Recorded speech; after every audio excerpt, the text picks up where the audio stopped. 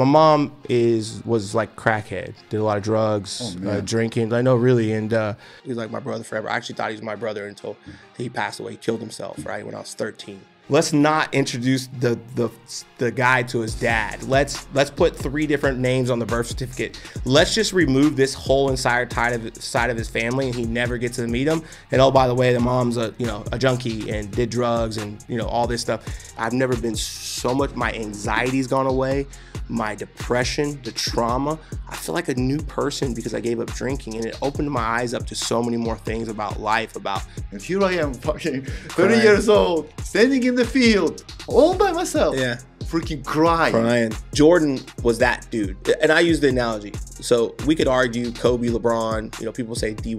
So they'll argue this generation, right? Did people argue? What did you say? Listen, this is other people. I'm not talking about me. The whole world should do that. The whole world should say, you're the king. You're the king. Self-proclaimed. Doing this? No, you're not. You're not the king. You can do whatever you want. And you're a superstar, a movie star like Jordan. No, you're not. No. Your film flipped. It's a piece of shit. It's terrible. It's terrible. Yeah. And I'll say this because I'm a hater. I'm a LeBron hater. So let's just say that. Let's go. I'm a LeBron hater. I apologize. How many people like you can't do the things we're able to do here in America? We talk about how America's so bad. I mean, go live somewhere else and see what happens. Go see what other people's families are going through in war-torn country and murder and everything else, man. There's some crazy stuff that's going on out there, and we're blessed and privileged to live here. Quit at anything. There's a lot of things you can say about me, but a quitter's not one.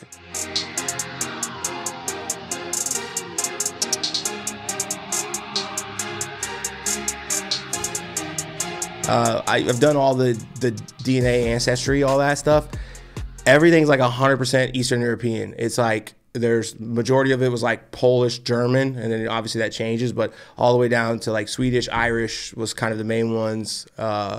There was a little bit of Albanian, ironically, but nothing outside of Eastern European. It was all, it's crazy. But yeah, so she scratched off like 3 different names. And so I don't know who my dad is. And so I have no idea what his name is. Never met him? Never met him, man. No idea who it is. I've done, I don't know, 3 or 4 paternity tests for DNA, I guess. None of them turned up. Mom didn't, she's told me name, it wasn't him. Tried to find him, tried to do, ancestry, anything I could to find it, didn't know. So it's not that I gave up, but I guess once I had my kids, I just kind of stopped caring, man, because it was like, what am I going to do if I find him? Like, what is it going to change in my life? Nothing really. And so for me, it was like the last name. But it's funny you brought that up because it didn't really mean anything to me, man. Like my last name for so long didn't mean anything to me because it had no purpose. It's because I didn't know who my father. And I feel like as a man and as a boy, when you're trying to grow into this man, it took me a long time. Probably when I was right when my wife was pregnant. I feel like you get that pride from your father, and that last name, it's like that pride of it, and I didn't know him. And then I'm like, well, my last name's not even his, so what's the point? So me and my wife actually contemplated changing my name once our son was born, my last name, to say, hey, would you be okay if we changed it? Because let's get a last name that means something to us. But then once my son was born and I saw him, I was like, you know what? We're going to create this last name. We're going to make this Gutkowski name proud. Like, we're going to do something, create a legacy off it, because clean slate.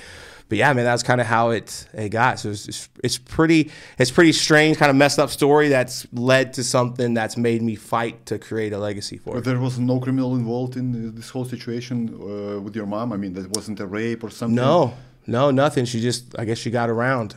She got around, and look, but my mom was like crackhead, did a lot of drugs, drinking. I know, really, and bless her heart, man. Like, I got no hatred for her. I just don't speak to her anymore. It was a point in my life where I just had enough's enough, especially when you start to have kids. I spent a long time being this little boy trying to grow into a man, and you had to cut people out of your life, including your parents. And my mom she did a lot of drugs and did a lot of that stuff. And unfortunately for me, it's like I didn't want to be associated with that stuff anymore and be around that or people that do that.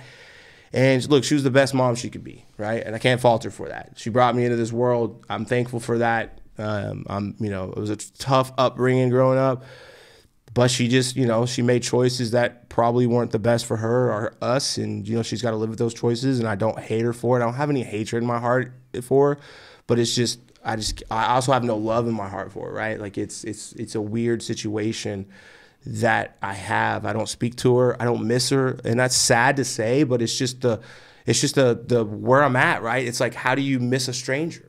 How do you miss somebody you have no connection with? And so, but she's still alive, right? She's still alive. Yeah, she's still alive. When was the last time you saw So her? my son's 6.5, and I hadn't spoken to her in a few years before he was born.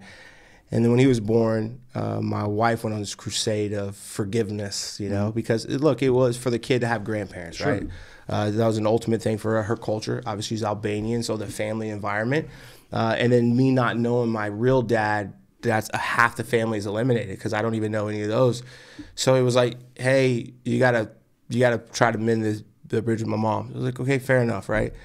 So we tried, and you know, and she was coming down seeing my son. He was a baby. He was under a year old. But one day we went on a family trip, and she was really tired, and it was weird. I knew something was up, but we found out she was doing meth, you know. Oh, man. And it's just like, you're 50 years old. What are we doing? And I just said, look, I just want nothing to do with you ever again. Please don't speak to me. Don't reach out to me. I can't have my children around that. I don't want my children to be around that. I don't want to be around that. You got to fix your life some shape or form. Even if you do, I don't want to be around you because you can't be trusted anymore. The stuff that you put me through as a child, the abuse, the drug-filled homes, being homeless, all those things that you put me through, I don't want to ever put my children through that, and I don't want to be around it. I don't want anything to do with it. Please, I don't wish you any harm. I hope you turn your life around, right? You know, my stepdad, I haven't spoke to him in years. I've heard he's become a better man, and he used to drugs and, you know, abuse and all that stuff, like beat us and, you know, beat my mom. It was a bad situation. I've heard he's turned into a good man and kind of turned his life around, and I'm proud of him for that. I don't want anything to do with them anymore, but I have no hatred for him. I'm thankful for himself that he was able to turn it around. And I hope he continues on that path, and I hope he has that success because I wish him that. But for me, it's that ship's just sailed, man. I don't want anything to do with that in my life, and it's tough, right? Because at times you're like, man, what if I just call him up, you know? And it's like, for what though? You've read that book. The ending stays the same. It doesn't ever change. Are you the only child in the family? No. So I actually have 2 half brothers and a half sister. How are they? So my sister does really well. I don't speak. I have a youngest, so I'm 41. I think my youngest is.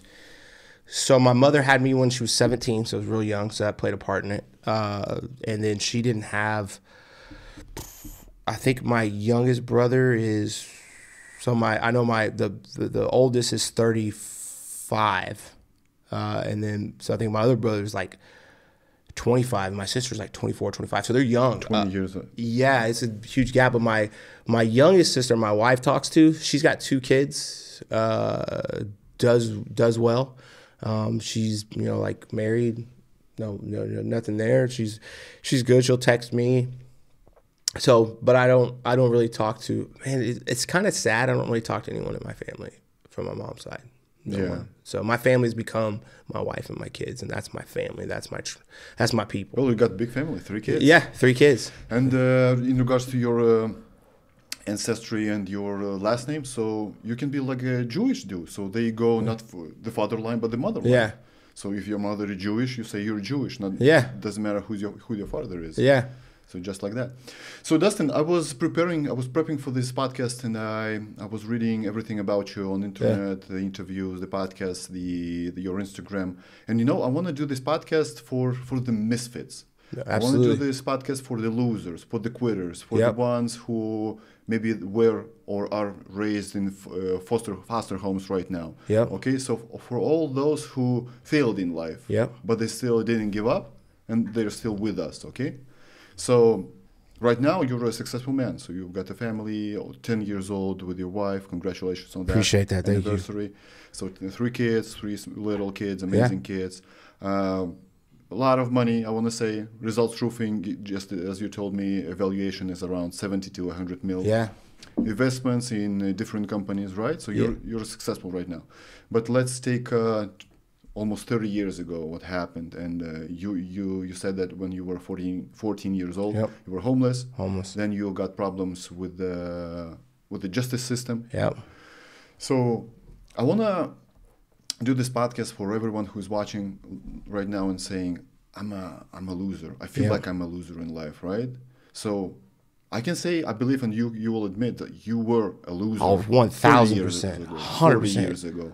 5 years ago, right? Even 5 years 5, ago. 6 years ago, right? So it's never too late. So you're 41. So even when you were 35, 36, you were a loser. Yeah, 100%. Let's start with from the bottom. So you were born. You have no idea who's your father. No idea. Your mom was and is a junkie, a drug addict. So tell me your story. Yeah. So what you said is spot on. People don't like to hear that. I started to smile when you said it, right? You're like, you're a loser, you're this. I'm like, keep going. It is what it is. Keep going, right? Keep going, because it fucking fires me up, right? Excuse me. It makes me, it's true. You have, if you don't ever get to that place and tell yourself that, you are never, ever, ever going to change. Never. You'll never change. And you have to tell yourself that, right? I tell myself, it's one day at a time, man. I'm that monster, and I think we all are, but you have to learn to control it and talk to those skeletons. So, the story is I don't know my real dad at all.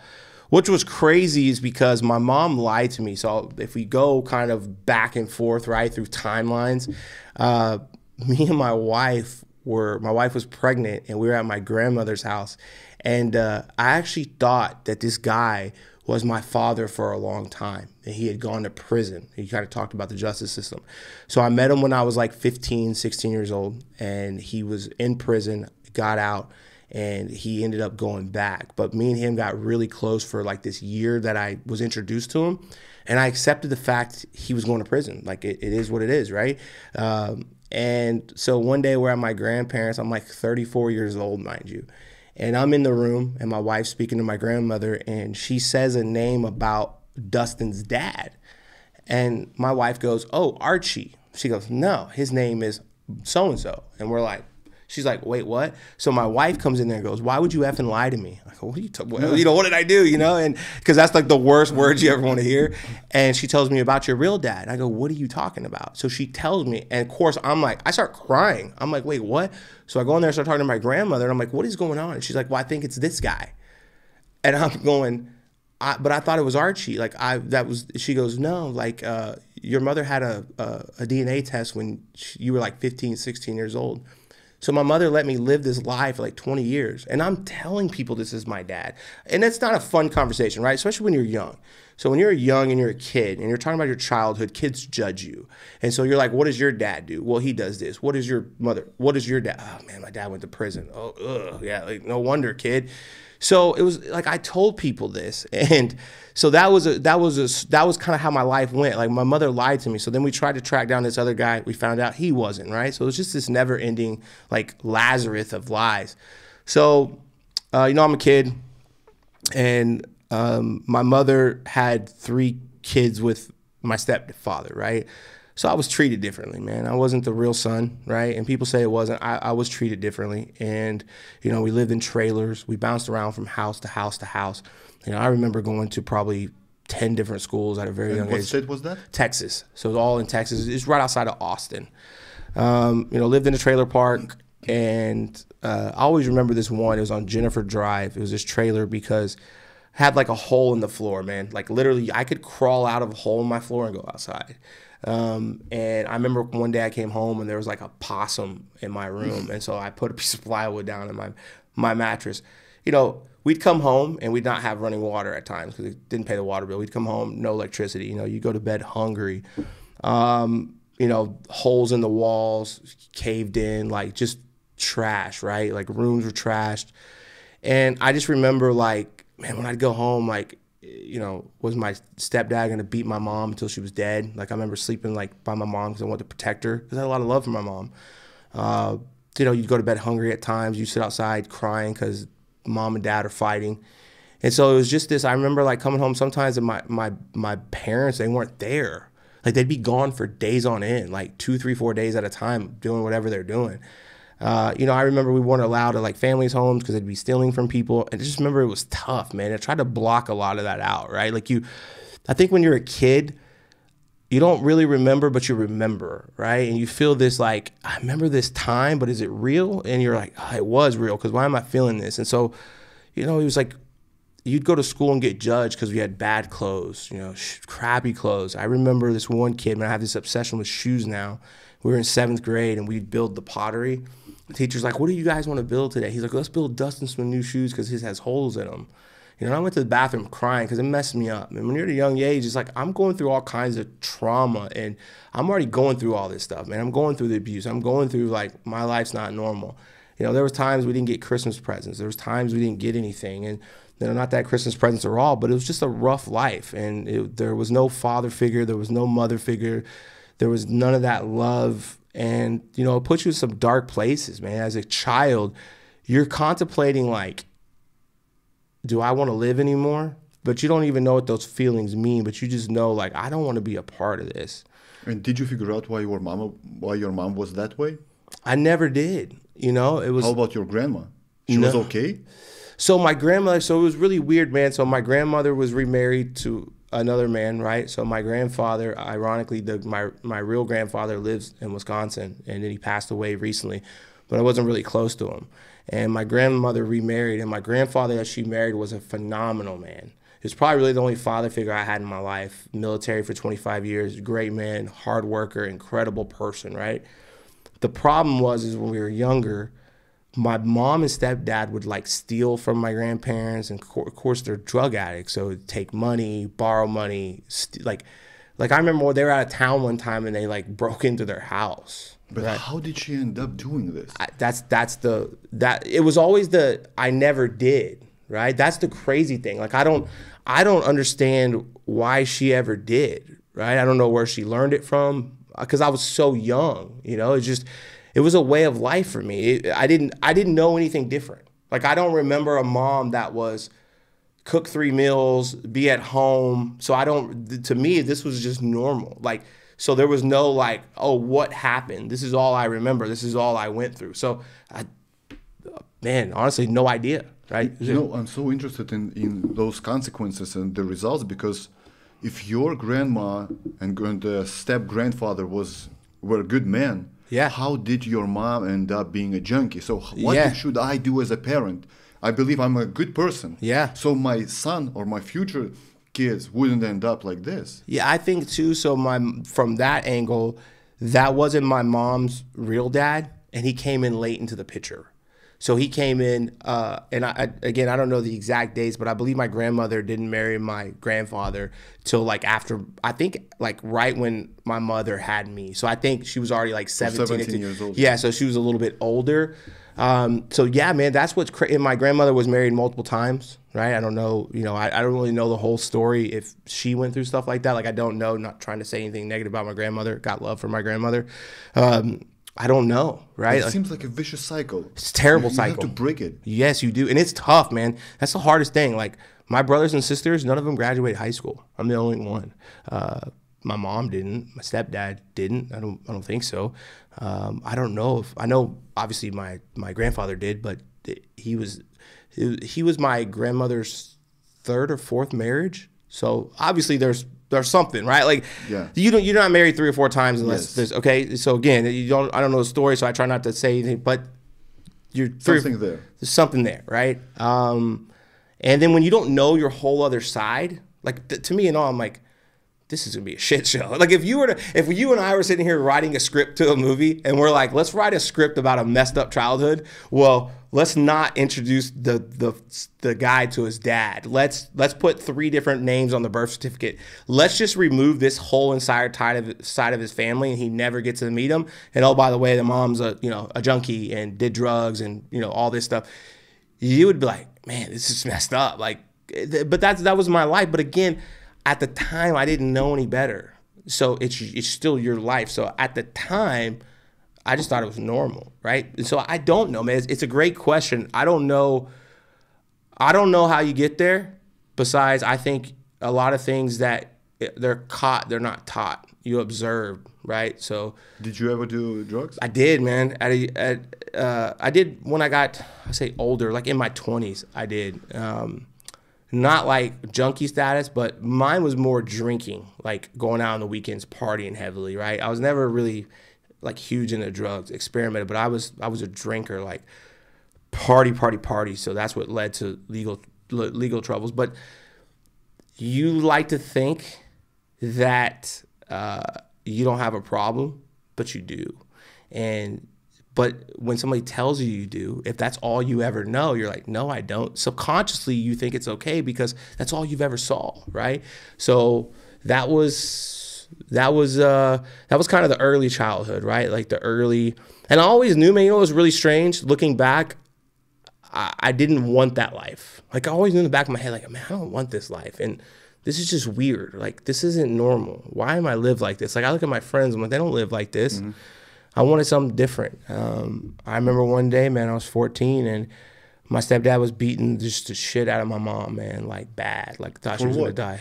No occasion? Just the typical, you know, Tuesday night, right? Drunk or drunk, highs on something. And my brother at the time was a young kid, and he, like, slapped him in the head because he was on the phone. And I just had enough, man, and I just, like, I swung on him. Like, I just had enough. And I remember I took off and just left. And have you ever had any idea to call the police or go to the I think it was to the service? I think it was, there was a lot of threats, so I was scared. You do that, I'm gonna kill you? It was like a threats from, like, you know, if the police get involved, you know, hurt you, and it was just, I think you're scared. I was super scared, man. I was scared. I remember those nights, like, when they would fight late at night, I would sleep by my mom or sleep by the door just to make sure she was okay. Like, I didn't want her to die, right? Like, there was those nights. And I think you're like, if I call the police, what are they going to do? And then I remember, like, there was times, like, my mom would call the police, but then when they would come, it was like, oh, nothing happened, or not answer the door, you know, that type of stuff. And so you just almost like, that's not an option, right? And when I was 14, man, I just left. And I was like, I can't do this. And I started like trying to stay at friends' house. But I think people are naive. Like, parents want to help, but they're kind of naive. Because if you're like, you know, you're a father, right? How old are your kids? Almost 5. 5. So obviously, you know, it's like for us, we have young kids. We can't picture it. But like, imagine right now if my 6-year-old's like, Jimmy's homeless. You know, you're like, what? No, he's not. Like, go home, bro. You know, you're just trying to stay the night. I got that a lot. Like, I'd be at a friend's house, and, you know, parents would be like, oh, can I just stay? It's late. I don't want to go home. Oh, yeah, you're fine. We'll go to bed. There was a lot of that, right? It was a lot of that. And I remember some parents would be like, get your ass home, man. What are you doing? I'm like, I don't have anywhere to go. They're like, you're lying. People just didn't think it was, you know, that you were homeless. And man, I remember, like, nights I would sleep, like, friends knew, like, you know, some of my friends knew, and I would, like, sleep on the back of their porch. Like, don't tell my parents, man. Just sleep on the, you'd sleep on the lawn furniture on the back porch, because you just felt safe. Even though you're outside, you felt safe because you were, like, at someone's home, so you'd sleep on the back porch.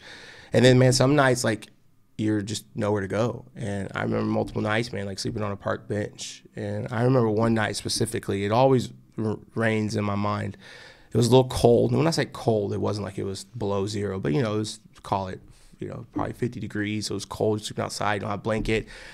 And it was windy, and it was just noises. And I was a kid, I'm 14, and I was upset, just hungry, like everything stacked against me. And it was late, and I couldn't sleep. And I just remember in my mind, I'm like, man, is this it for me? Like, is this life? And I'm just like, I don't want to live this life. I don't know what I have to do, but, like, I don't want to live this life, man. Like, I want something more. How do I get more? Like, how do I do this? And, you know, lucky for me, this went on for, you know, a couple years. And one of my really good friends, still to this day, his dad, single dad, you know, they had a decent, nice home. And I would always be over there. And he's like, he knew. He told me one day, he's like, hey, man, what is going on? And I said, oh, you know, nothing. You know, I was embarrassed. Sure. He's like, your ass isn't leaving. I was like, what? He's like, you're not leaving. Your ass is here. There's an extra room. You're staying in there. And it really helped me, man. For a long time, it got me through high school, right? Got me through high school. It was like 2 years. Yeah, it was like 2.5 years I got to live with him. And I think if I didn't have that, man, I don't know what would have happened. And, right? Your mom didn't even bother with Dustin? She didn't care? No, not at all. Like, would reach out to me here and there, but... Can you imagine, how is this possible, you being a father? How is this freaking possible? You got your own kid, so it came out of you. This is a part of you, and you just don't give a shit about it. Yeah. I think it's This is so rough. evil. It's rough. And you know what's crazy, man, is people try to almost, like, people in your family now, right? And when I say, they try to make like me, like I'm the bad guy. And I'm like, think about as a son, right? Think about as, like, and I don't know your relationship with your mother, right? But think about your kid. Like, my sons are mom's boys, right? Like, they love their mother. Hey, bro, like, they love their mother. I feel like we're mama's boys. So think about me. I didn't know my real dad, and so he was never in the picture. So I loved my mother more than anything, like double the love, triple the love. So I go, hey, replay this for me.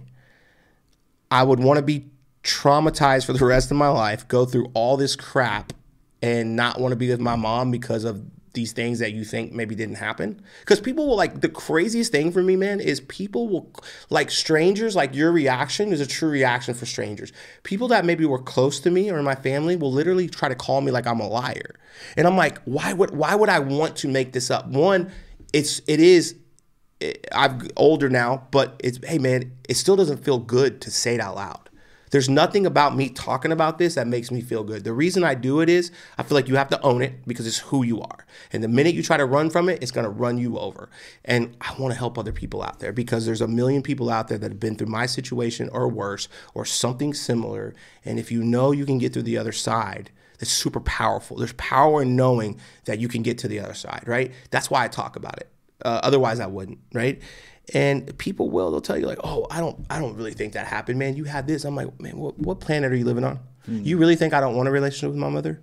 Do you really think that not knowing my father, I wouldn't love to have my mother in my kid's life? Do you really think that all those things I would want to eliminate? What gain do I get out of it? And here's the other thing. I actually can't stand when people feel sorry for me. Yeah, I hate sympathy. I hate the sympathy, man. Like, I don't like the victim. I hate that. I can't stand. I lived in that world for a long time.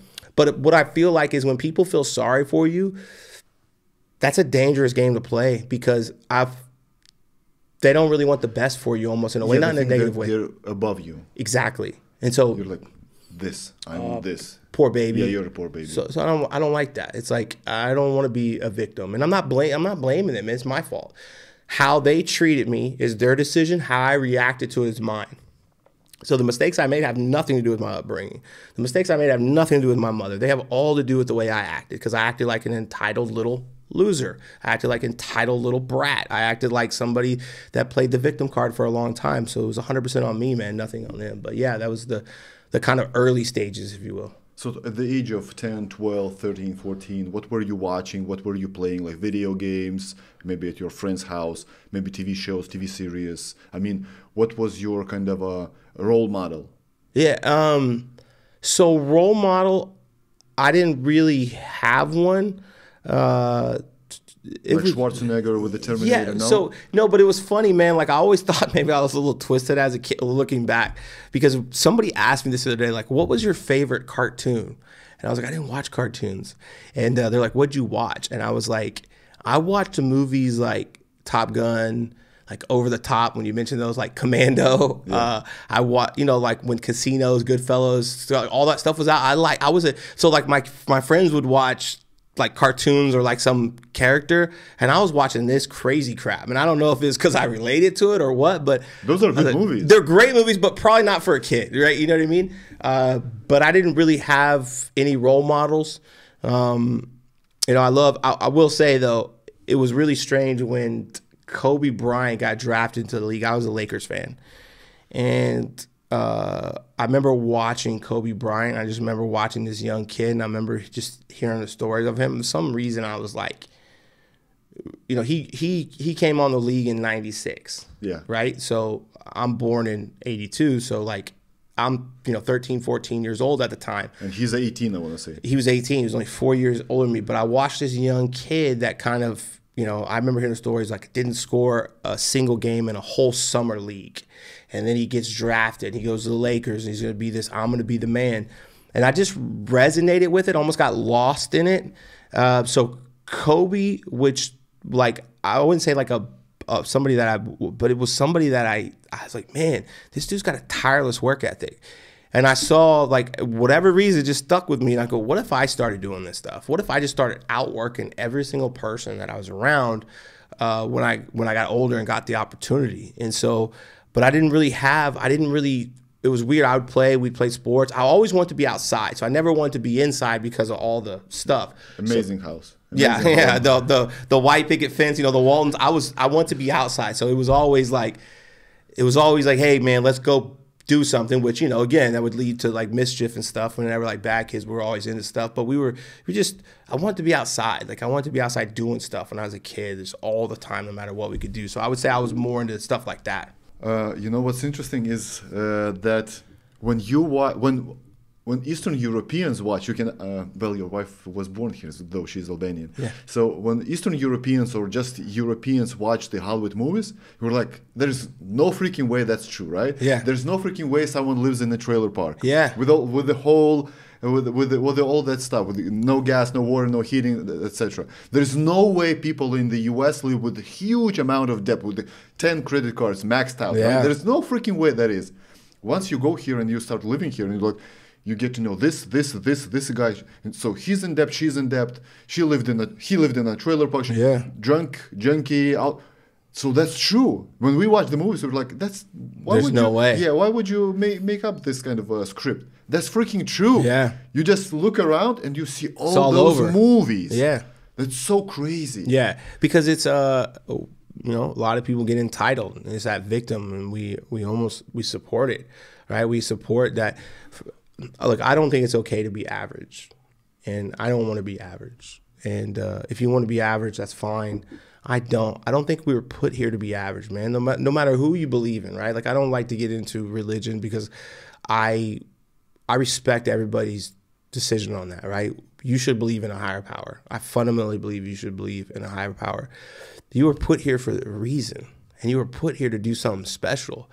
Why would you want to be average, right? Why would you want to go your whole life and be average? Why would you want to do just what everybody else does? And I just don't want to be that, man. And I don't know. And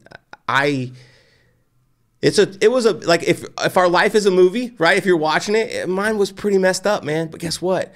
Now I'm the star of the show. That's a happy ending. And when I realized I was the star of the show, I'm like, I remember, man, I was like, this movie sucks. Like I remember having that analogy because it's such a good analogy. I was like, this movie sucks, man. My life is a movie and it sucks. That's like Truman Show. Yeah. Yes. You watch this movie? Yes, with Jim Carrey. Yeah. I'm like, this is terrible. And I said, but here's the crazy thing. I'm the star of the show. Fuck the writers. But yes. Write the script. Do it myself. And I had to make that change, man. I had to make that change. And now it's like, it's now you see it, and I'm with you. You're like, this is crazy, but it's everywhere. And unfortunately, it's everywhere. And I think it's because people don't believe in themselves.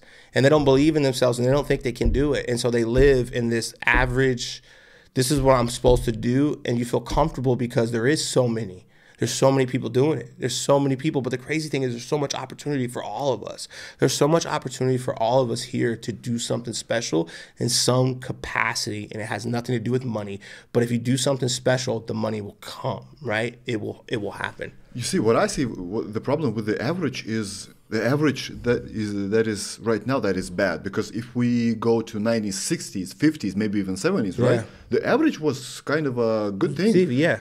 A family could afford a house. Yes. Household, one father working could afford everything for their kids, the college, the house, the cars, vehicle, everything. But right now, you can't. Both parents have to work. And yes, even then they can't afford shit. They can't even make it. Yeah. And I think for me, middle class is done. Middle class is done, man. And I don't for this, I don't care how people feel about it. Like, look, man, I think women are special, right? Being a mother is the great, sure. Like it's a miracle. Watching my wife deliver our children and being a mother, to me, is just special. And there's things that my wife does that I'll never be able to do. That's 100%. And I want my wife home with our kids if she wants to be home. If my wife wants a career, I'll start a company today for her, support her 100%. I support anything my wife does. She's the mother of my children. She's a fantastic mother. She's the best mother I know. There's things that she does that I can't do. That's for sure. I wanted her home with our children because I see the impact it has on our children. I see the impact that when mommy's around, it has on our children. And then I see what I went through without having my mother around or my father, and the difference it makes. And for me, it was like my responsibility and duty as a man and a father is to make sure that I provide enough that we have the ability for my wife to stay home so she can help raise our children into the men and women they're supposed to be. And my job is to protect and provide and build that castle for them so they have that security. It's not all about money, but the money is a vehicle to provide opportunity, right? And I believe in that. And I fundamentally believe that the children are 1,000,000% better at home with their mother. And their mother should be there, not some babysitter. And with your dad as well. Exactly. And the father needs to be there. But look, I struggle with it. I wake up every morning and I don't want to leave my kids. Every day I wake up, man. I probably have 10,000 photos on my phone because I'll wake up and they're sleeping. And you've got 1,000 of them on your Instagram, bro. Yes, exactly. It's all over. I love them, man. I love them so much. And I'm like, I don't want to leave them today. But you know what? Suck it up, Buttercup. This is your job. This is what you signed up for. This is what you need to do. And I go out there and they watch, man. Like my 6-year-old, he makes comments. He's like, Dad. He'll make comments to me and he tells me, he's like, hey, Daddy, my friend was asking a question about, because we're blessed. We have a pool, and it's not that a pool means anything, but his friend was over and he said, Dad, my friend asked why we had this house and he doesn't. And he just said, my dad gets up every single day and goes to work no matter what. We have one day a week with my dad. It's on Sundays. And I'm like, how does he know that? He's 6.5 because he's watching. Yeah. When I had my wisdom teeth taken out, I was bleeding everywhere. And I slept upstairs with him, and he woke me up because I was, it's like 3 a.m. Daddy, you okay? And I'm like, yeah, I'm good, Connor. He's like, I really wish you'd stay home tomorrow, but I know you're not because you're going to go to work for, me, Mommy, and Kobe. And I'm like, I'm like, wow, how does he know this already? Because they pay attention, man. They pay attention to your work ethic as a father. I feel like they really pay attention to like the work ethic, the drive, the protection, the manners, the respect as a father. And then the love is from the mother. They really resonate with that type of like cuddly love. And so you have to have both. Were you in a room when your wife delivered the kids? I was C-section. That's like a miracle, right? So that's crazy. So stressful for us, for men. Yes. We're like, just not die. You don't die. The kid, please don't die. And which one do you go to? Yeah, and once you see a kid, he's alive. Oh God, she's alive. Oh man, we're like, yes. You can go just. The most stressful thing in the world. It's crazy. For them to be alive, to stay alive. Yes, and to go through that. And she had a C-section. I don't know, my wife had a C-section, and it was an emergency C-section because go figure. And we're chilling, man. We're sitting there, and they're like, the doctor grabs me because we're pushing. She's pushing. It's not happening. And all of a sudden we hear like, like it's in the doctor. All of a sudden I see, I'm like, okay, something's going on. I was like, hey, what's going on? She just looks at me. She goes, don't panic. I'm like, okay, of course I'm going to panic. We're going to change you. We're taking her to a C-section. It's go time. So I'm like, okay. They're like, you got a few minutes. So I'm thinking a few minutes, 10, 15. I get my stuff on. I'm ready to go. Hey, man, they take me around the curtain. And my wife, they took me in the wrong entrance. So I was supposed to go around. But I guess I went the back way. And my wife's cut open. And I'm on the other side of the curtain. Holy shit, what is this, right? Like I'm like, and I come around the curtain and she's like shaking. I go, are you okay? And she goes, yeah, what's wrong? And I go, you're shaking. She goes, no, I'm not. I'm like, are you okay? And she's like, why? And I'm like, because, are you sure? And I'm seeing it and they're like, stay over there. And then I just hear this scream from the kid and I'm like, so they take my son over there and I just start bawling and I run over there and they're like, you gotta get back over there. And I was like, no, I just saw that I look back and so I was like, I didn't know what to do, right? Like, it's like you said, it was like, this is a miracle. This is crazy. And she's just fine. She's just like, no big deal. And when they handed him to her, man, I lost it. That was it. Like, I knew my life. Look, man, I knew at that moment my life started. And when I saw that, I'll be honest with you, I didn't care what I went through. I didn't care about the pain. I didn't care about the trauma. I would go through it 100 times over again to get to that moment. And when she handed him to me, I started crying. and I couldn't stop. Like, just, I mean, it was just, and I was just looking at him, and I was like, man, this is I don't even know how to explain it. And the nurse was like, young man, are you okay? And I was like, yes, ma'am. And she's like, you've been through some shit in your day. And I go, what? Because she was like, oh, I didn't expect it. And I go, yes, ma'am. And I was like, why? She goes, I can see and feel the pain leaving your body. Like, she could sense it. And I go, ma'am, I promise you one thing, I'm going to make this little dude proud of me. You know, like, that was the moment that I knew. And I just, like, I knew from that moment that I had to change as a man, that the person that I was not who I was supposed to be. And the things that I was focusing on were not who I was supposed to be. And I think a lot of it started when my wife got pregnant, because I went through a lot, man. And I lost my job. We were broke. So my pregnant wife's working. I actually had like 3 different jobs when my wife was pregnant. So it just didn't make me feel like a man. And I actually contemplated leaving. I was like, they're going to be better off without me. Why did I bring a child into this world? Like, I don't know how to be a dad. I didn't even have a role model. I don't know my father. I'm broke. And I was going to take the coward way out and run. That's what I thought would be the best thing for me.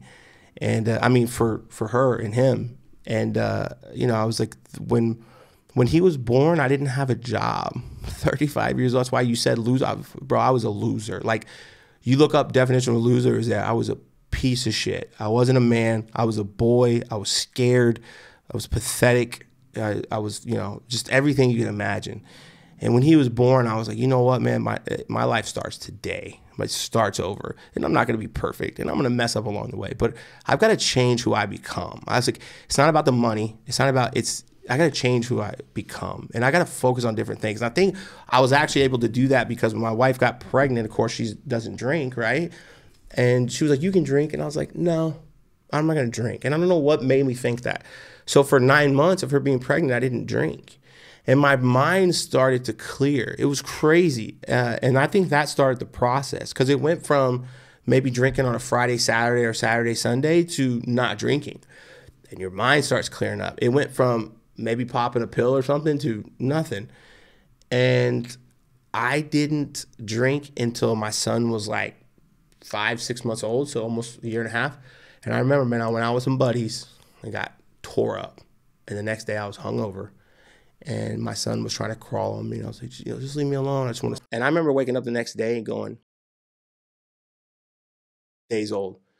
And I'm never going to get that day back. And I lost it because of alcohol.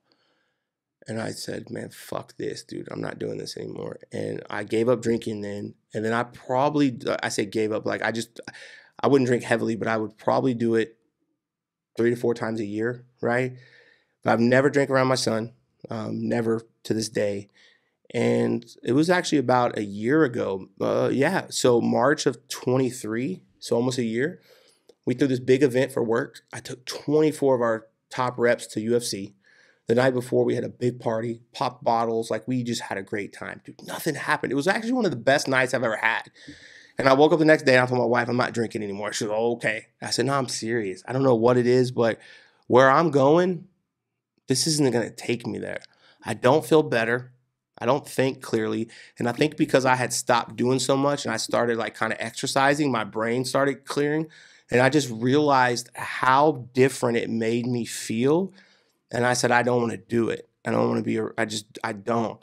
And I really do think, man, like my life changed because I started focusing on the person. I was like, again, I'm not the anti-drink police. You want to drink. Some people can't. Look, here's what I know. You might have 3 drinks and relax. I have 3 drinks and then I'm trying to have 3 bottles and I'm trying to go on a 3-day bender to have a good time and party. And that doesn't mean it's every time, but that's an option, right?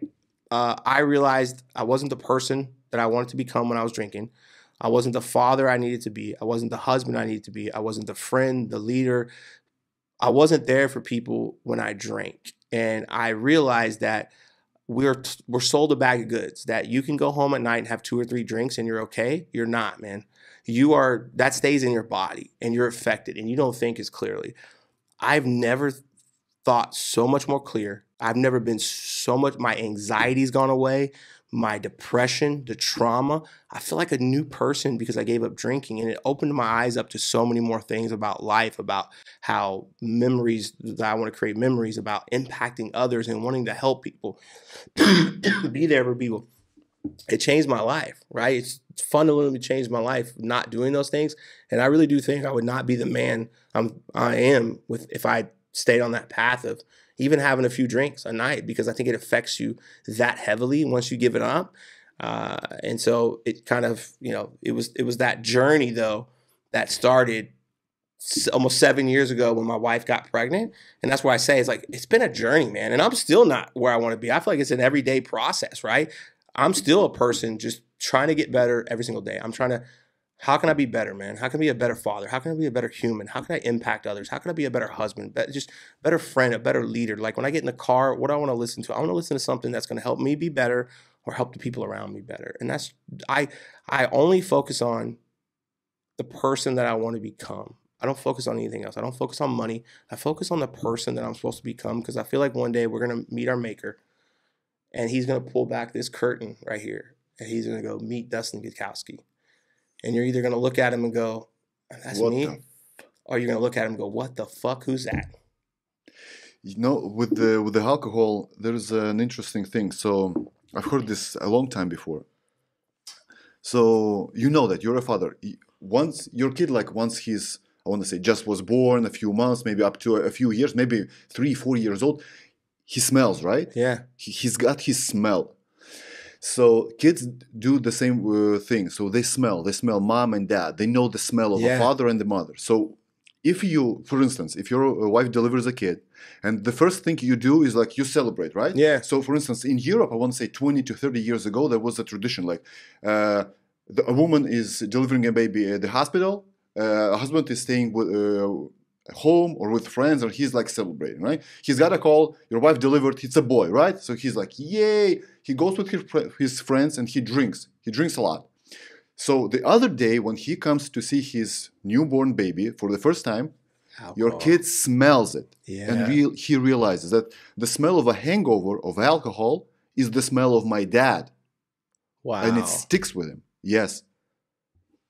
So that's why you can't do this. You can't do it. And they watch. And you know what? Someone told me this, and I can't remember who it was, which is weird because I have I'll see someone's face one time and I'm I remember that guy, And he said, there's the two quotes, and one of I think Dustin Poirier for UFC, shout out to Dustin Poirier. He said, karma isn't a bitch, it's a mirror. And I firmly believe that. It's when you have bad karma, it's because of you. And someone told me, when you make bad decisions and you're a bad person, when you make mistakes. So I think there's a difference. Make a mistake, that we're human, right? And I support that. And I've been through some terrible times, and a lot of them are self-inflicted. So even with our company, man, when somebody makes a mistake, I generally look for, what's the solution? What is this person going through? Mm-hmm. What's going on in their life? If you work for me and something happened, there's three things that if it's an ongoing problem. The first one is you can't do it. And that's on me as a leader to teach you how to do it. If you can't do it, it's because I haven't done my job to teach you how to do it. If you won't do it, that just means you're a cancer and you need to get gone because you're refusing to do it. But most people fall into a category of maybe. And the maybe category is where most people live, and this is where I think leaders, the rise and fall is. If it's a maybe, it's typically you're mad at me, you're mad at the company, or you're going through something. Mm-hmm. Is where most people, and you've got to coach them up, because we always look to fire somebody. Somebody does something wrong and we want to fire them.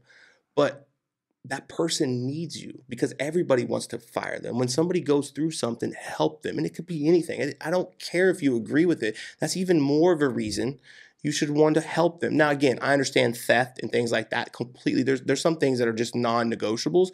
But if somebody makes a mistake, that's a habit that they've created for themselves. We talk a lot at Results Roofing about standard. What's your standard? Every day you wake up, man, you have to have a standard.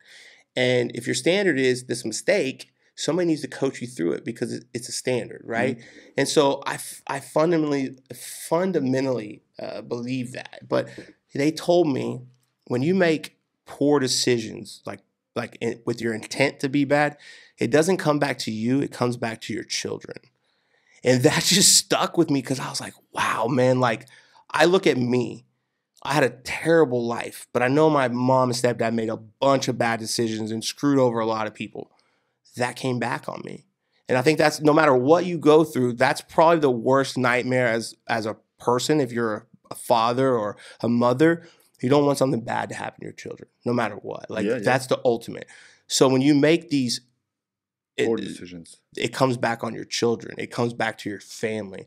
And so when they told me that, I was like, it spoke to me probably because of my life, but I was like, oh, wow, I better start making better decisions. Like, this is going to come back on my children. And it could not that somebody's going to come harm them, but it also has a meaning of, like you said, the smell of alcohol. If my kid watches me make piss poor decisions all day, what do you think he's going to do? He's going to make poor decisions. That's the karma coming back on him. So I try to model my life. Everything around that is just, to me, I've never met a bad father who's a good person. Never. If you're a bad father, you're typically a piece of shit. Like, that's for sure. So I try to just be a good father. And if I can ground myself in being a good father, good patience, I can practice patience with my children. It helps me practice patience with my wife, with people around me. It teaches me to constantly evolve, how to grow, how to learn, study, observe, be, sensitive, but be stern, but also be flexible, to want to help them grow. And so I ground myself in being a good father first and foremost in life. And everything I do starts there and helps me just expand beyond, right? And I don't know if it works for everybody, but it works for me. And so that's what I start everything I do with. I love you mentioning the standards. Was for example, right now, so my son is almost 5. Mm-hmm. So I want to say a year ago, maybe 2 years ago, I realized that I gotta have high standards for him right from the childhood, right? Yes. So in our family, we eat healthy, we work out, we do this, and that, we read books, we don't have any mess at our wardrobe, etc. So you gotta set the high standards right from the beginning, right? So your standard was very low at the beginning of your life. Yeah, really low. It was like no home, no love, no food, no sports, no activity, nothing at all. Yeah. That was your standard. That was my standard. Yeah. That's crazy. Let's get to this topic. So 4 years ago, I'm sitting with my family back in Lithuania, in my home country. And the time difference between Lithuania and California is 10 hours, right? So it's 10 hours more in Lithuania. Yeah. So right now it's almost midnight. Yeah. And I'm just scrolling through my Instagram, I want to say, or just newsfeed, and I'm seeing some news, and I was like, no, that can't be it. That can't be truth. I'm scrolling more. I'm trying to verify whether it is true or not. So then I get some kind of approval that that's true. So when I was a small kid, when I was a little kid, when I was 10 years old, 12 years old, I had a hero, right? So Yeah. there was no longer a hero for me, Sylvester Stallone, Schwarzenegger. The Yeah. hero was Kobe Bryant. Really? And Yeah. 4 years ago, He died. he crashed. And I remember myself, I'd be just sitting, and I got the confirmation, verification that's the true story. Yeah. And I'm not crying. And my son's like almost two years old. Like, why are you crying? I said, I can't explain why.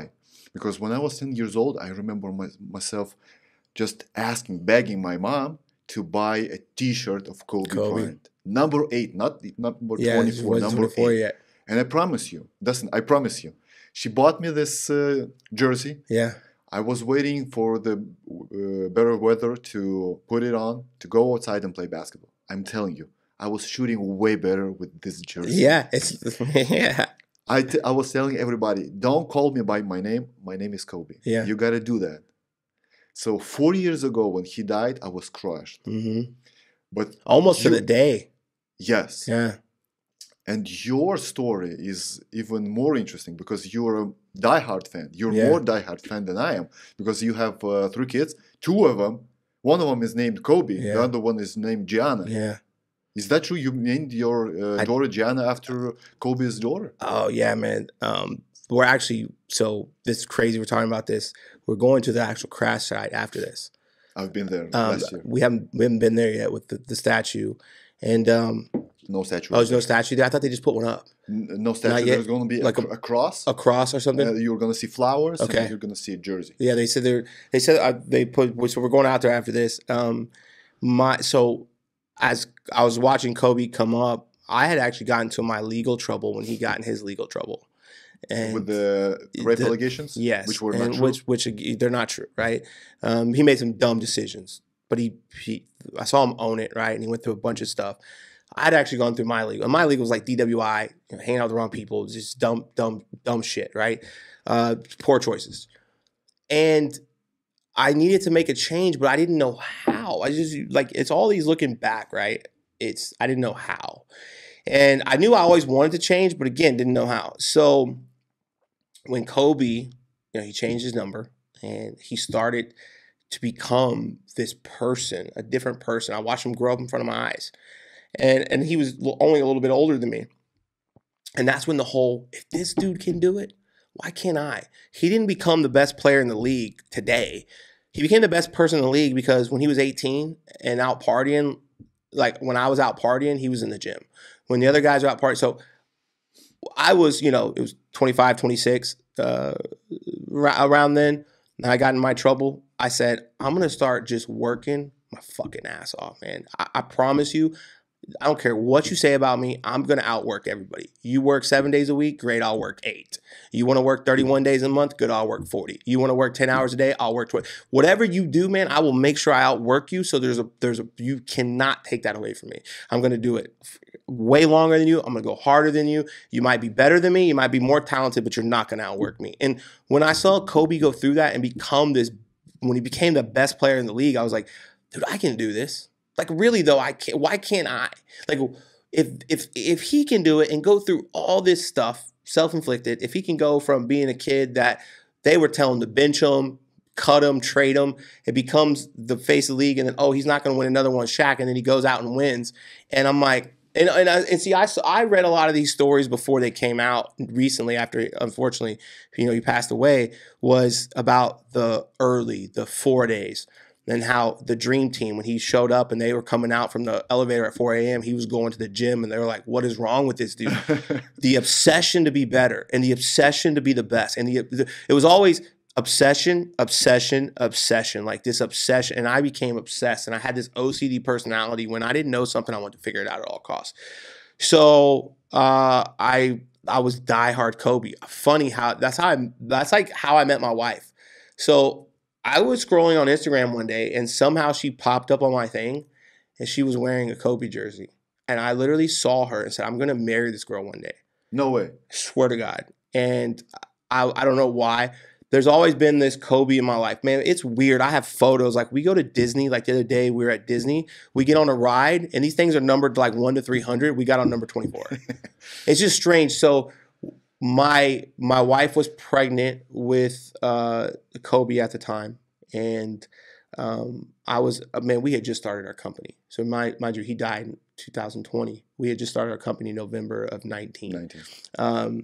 We're going through hell. COVID had just hit.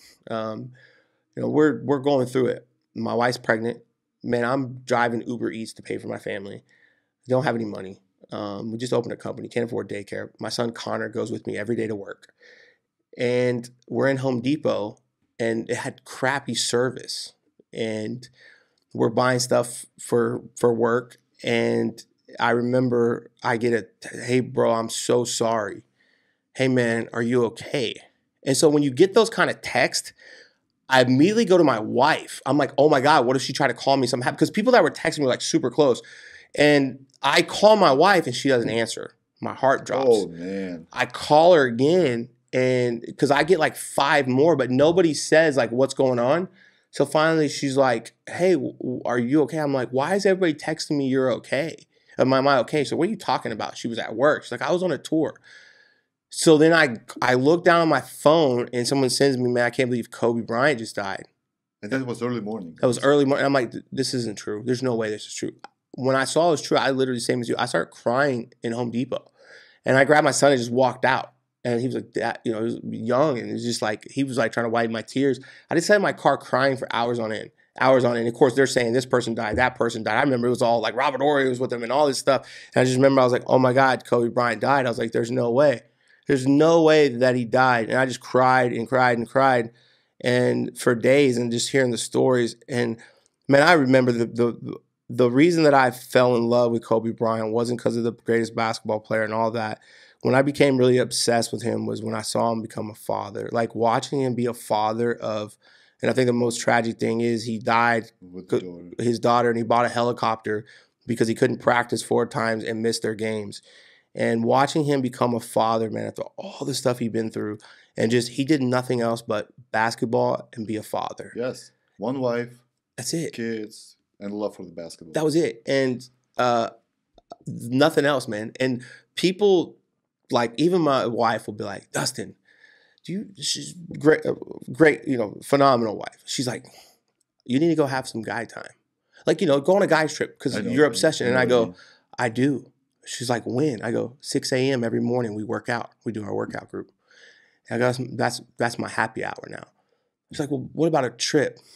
Look, if you don't work for Results Roofing and you're not a part of the dream and the vision, why would I want to hang out with you, right? Like, I'm not going to go on a trip with you. And I want to build my craft. Being an entrepreneur is my basketball. It's the thing that I love the most. It makes me feel alive. Take away being a father and a husband, of course. That's number one over everything. It makes me feel alive. Like, being an entrepreneur burns my soul inside. Like, I can't turn it off. Like, I can't. My wife would be like, turn it off. Baby, it's not going to happen. Like, it's not going to happen. Like, I can't, man. And when I saw him be a father, I was like, hey, man, it's okay. Like, being a father is the most important thing. And, like, being family. So I do nothing but work and be a family guy. That's all I do. And so when my wife got home, we already knew. We didn't have a name for Kobe at the time because he was born in May and we just hadn't. And she was like, Kobe. May 2020. He was born May, 2020. So he was born in May. So we hadn't had a name yet, and because we had just found out he was a boy too. So like, we like Kobe. And here's the crazy part. So my grandfather's middle name was Dean. I don't know if Kobe's Bean, but we did Kobe Dean Gutkowski. And when Kobe was born, he wasn't supposed to be born. I can't remember the exact day, but he came on the 8th. Kobe number 8, super freaky. And I remember hearing the story, man, and of Kobe, and I thought to myself, okay, they died quickly, right? That's, I guess, the silver lining. But then you hear the stories that they hit the top and they didn't die, right? Or they crumbled and exploded. And I was like, man, everybody tells you how to live your life. Everybody tells you this grand scheme of things that you need guy time and you need hobbies and, you want to have this and you want to have that, and fuck that, man. You should have your family, and your family is your wife and your kids. That's your family. I don't care what you know. That's your family. And your friends are going to be the people that you work with. Those are the people you spend most of the time with. Why would they not be your friends? Why would you not be close to them? You can have a business and friend relationship. I want people that I enjoy and I love around me.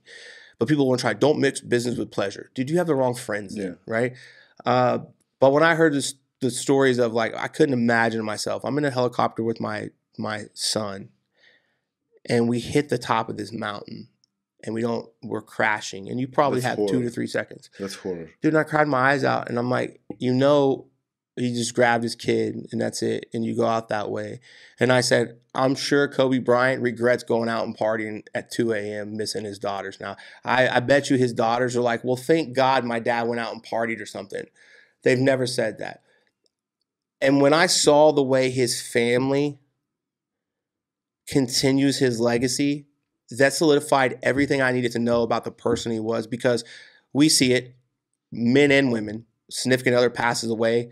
There was somebody else in a week, month, right? Like they really are. I'm like, his daughters and his wife still live the Mamba legacy. And they're carrying it because, listen, if you're a shitty husband and shitty father, they don't do that. Because he was always there for him. And I'm like, hey, man, why? I want to do that. So when we found out we had a girl, obviously I was scared to death. I'm like, oh, okay. I was like, we're scared to death. And I said, we're going to have Gianna. We're going to name her Gianna. And we're going to have Kobe and Gianna. And so she was supposed to be born on Halloween and on October 31st. No. Don't tell me she was born on the 24th. She's born on the 24th. No. So we go into the hospital. The doctor was going out of town, and he goes, I'm going out of town. He was going to be gone for the weekend. So it was a Friday. So he goes, hey, before I go out of town, I'm leave today and I come back Monday, but you were supposed to have her the 31st on Halloween or whatever. He's like, I just want to check you, make sure you're okay. So, hey man, I have no bags. We're chilling. And I take my wife to the doctor, and it's like a 7 a.m. appointment because he's leaving. And he's a phenomenal doctor. And he's like, okay, because he's like really calm. He goes, oh, okay, so everything's not good. And I'm like, whoa, what? And he's like, baby's coming today, so don't make any plans this weekend. You're staying. I'm not going out of town. We're going to do a C-section today. And we're like, wait, what's going on? He's like, she's turned, and it could get bad, and we're going to get her out. So we don't even realize. Like, we don't realize it. Like, at this point, you're just like, oh, my God. So we're calling her mom. You got to get over here to get the kids. Like, what are we going to do? So I'm there, and we have Gianna, and my buddy goes, you realize today's the 24th, right? And I go, holy shit. So we have Gianna on the 24th, and we have Kobe on the 8th. It was really cool, man. It was like a probably something I cherished. My buddy, when Kobe was born, he put my baby's head on the Kobe Bryant dunk photo, and I posted it. And Jenny Buss reshared it. So I'm obviously a huge fan of Jenny Buss because of the Lakers, and she reshared it. So it was cool. But there was a couple special things, man. Like when I have this, I have so much Kobe memorabilia. I have autographed shoes by Kobe. I have probably 12 jerseys autographed because I collected Kobe for a long time. And I have every jersey he's had signed, right? And that the Lakers colors, even the throwback ones. And I got a dual 8. So I got a purple 8 and a gold 8, both signed. So I got them framed in a dual jersey, TV that plays his highlights. And it's just sick. It took a couple months for these guys to build it. The day I pick it up, I take it upstairs in my man room. And Kobe's a baby. I have photos. I'll send you the photos. It'll freak you out. He's a baby. He crawl. He can't talk. He's in the man room. He crawls immediately over to the jerseys, and he kisses the photo of Kobe in it. Bro, I started dying because he's a kid, and again, but I'm like, man, that's just weird. That's weird. That was just weird, right? So Kobe played a huge role in my life, man, and I watch his stuff, and there's a video I watch every day of him. Greatness Has a Cost, and I don't know if you've seen that one. I'll send it to you. It's amazing. Hear me out. That's a joke, obviously. Yeah. Don't buy a helicopter. Never. Just don't do it. I'm not. No, I'm not, man. I'm actually scared every time we fly. I'm like. So, do you know who Tim Grover is? Tim Grover. Why does that sound so familiar? So this is the guy who trained. Oh yeah, Tim Grover. I'm like, yeah, that's Michael Jordan. Kobe. Yeah. So he had his book in 2021. The second book is called Winning. Yeah. Have you read the book? I have not read that one. So I haven't read the book, but I was listening to the audiobook. Yeah. So, and in the introduction, he has like, I want to say 5, maybe 7 pages of an introduction, and he dedicates it to Kobe, right? Yeah. And he reads with his own voice the introduction. And he has a great voice, yeah. He reads it. So I'm taking my headphones. I will go outside that spring. I go outside. I go to the fields because we were living in a house in Lithuania, not in an apartment. And I was going to the fields. Great weather, like sunny, yeah, all great. Headphones. I start listening to this book. So Tim Grover, he does his introduction with his own voice, and he dedicates it to Kobe. And he's reading this intro, and he's crying. Yeah. And here I am, fucking 30 years old, standing in the field, all by myself. Yeah. Freaking crying. Man. And then I want to say the year after or the same year, there was some kind of the year after, a few months after Kobe crushed and died in that helicopter, there was a special event at the NBA. Yeah. And you remember the moment that Michael Jordan was speaking? Man, he was like, I'm saying, grown up man, like crying. It happens. It's weird. I'll listen to something, Instagram, and Instagram is like the best at your reels, right? Yeah. I always laugh. So like employees, I'll show you where your focus is at. Go to your Instagram reels. Yeah. And so all of mine are just motivational. Why is it showing all those girls? Yeah, what bro? What the fuck? Exactly. It shows you everything.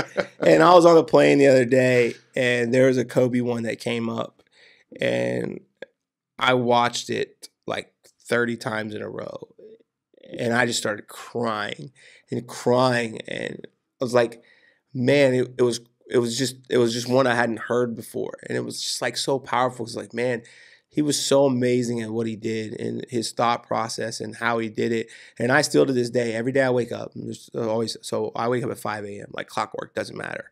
And I have an alarm that goes off at 5 a.m. It says, grateful you got another day. And so I see that and it puts me in the mind. And then I put on this video by Kobe. I'll send it to you, man. It's called Greatness Has a Cost. It's about 4 minutes. And it's Kobe reading about the cost of greatness, and it's in his voice. And people think I'm crazy when I say I listen to it every day. And I do, because I think people don't understand. It's like when you're chasing greatness, right? You're chasing greatness, but Kobe talks about the sacrifices and what it cost and the pain and, you know, pushing your teammates too hard, and how do you know to push too hard without pushing too far? And, you know, people are going to misunderstand you, and you're going to miss kids' events, and you're going to miss your own kids' events. And, I'm blessed, man. I'm in a really good spot, but I don't think I've accomplished anything. That's what people don't understand. They hear the story and the struggle of you're homeless and you're poor. But I still think that I'm further away from then to where I am now from where I'm going, right? And so I listened to this video, and it puts everything in perspective for me, man. It's like it grounds me. And then I remember everything I've been through. Man.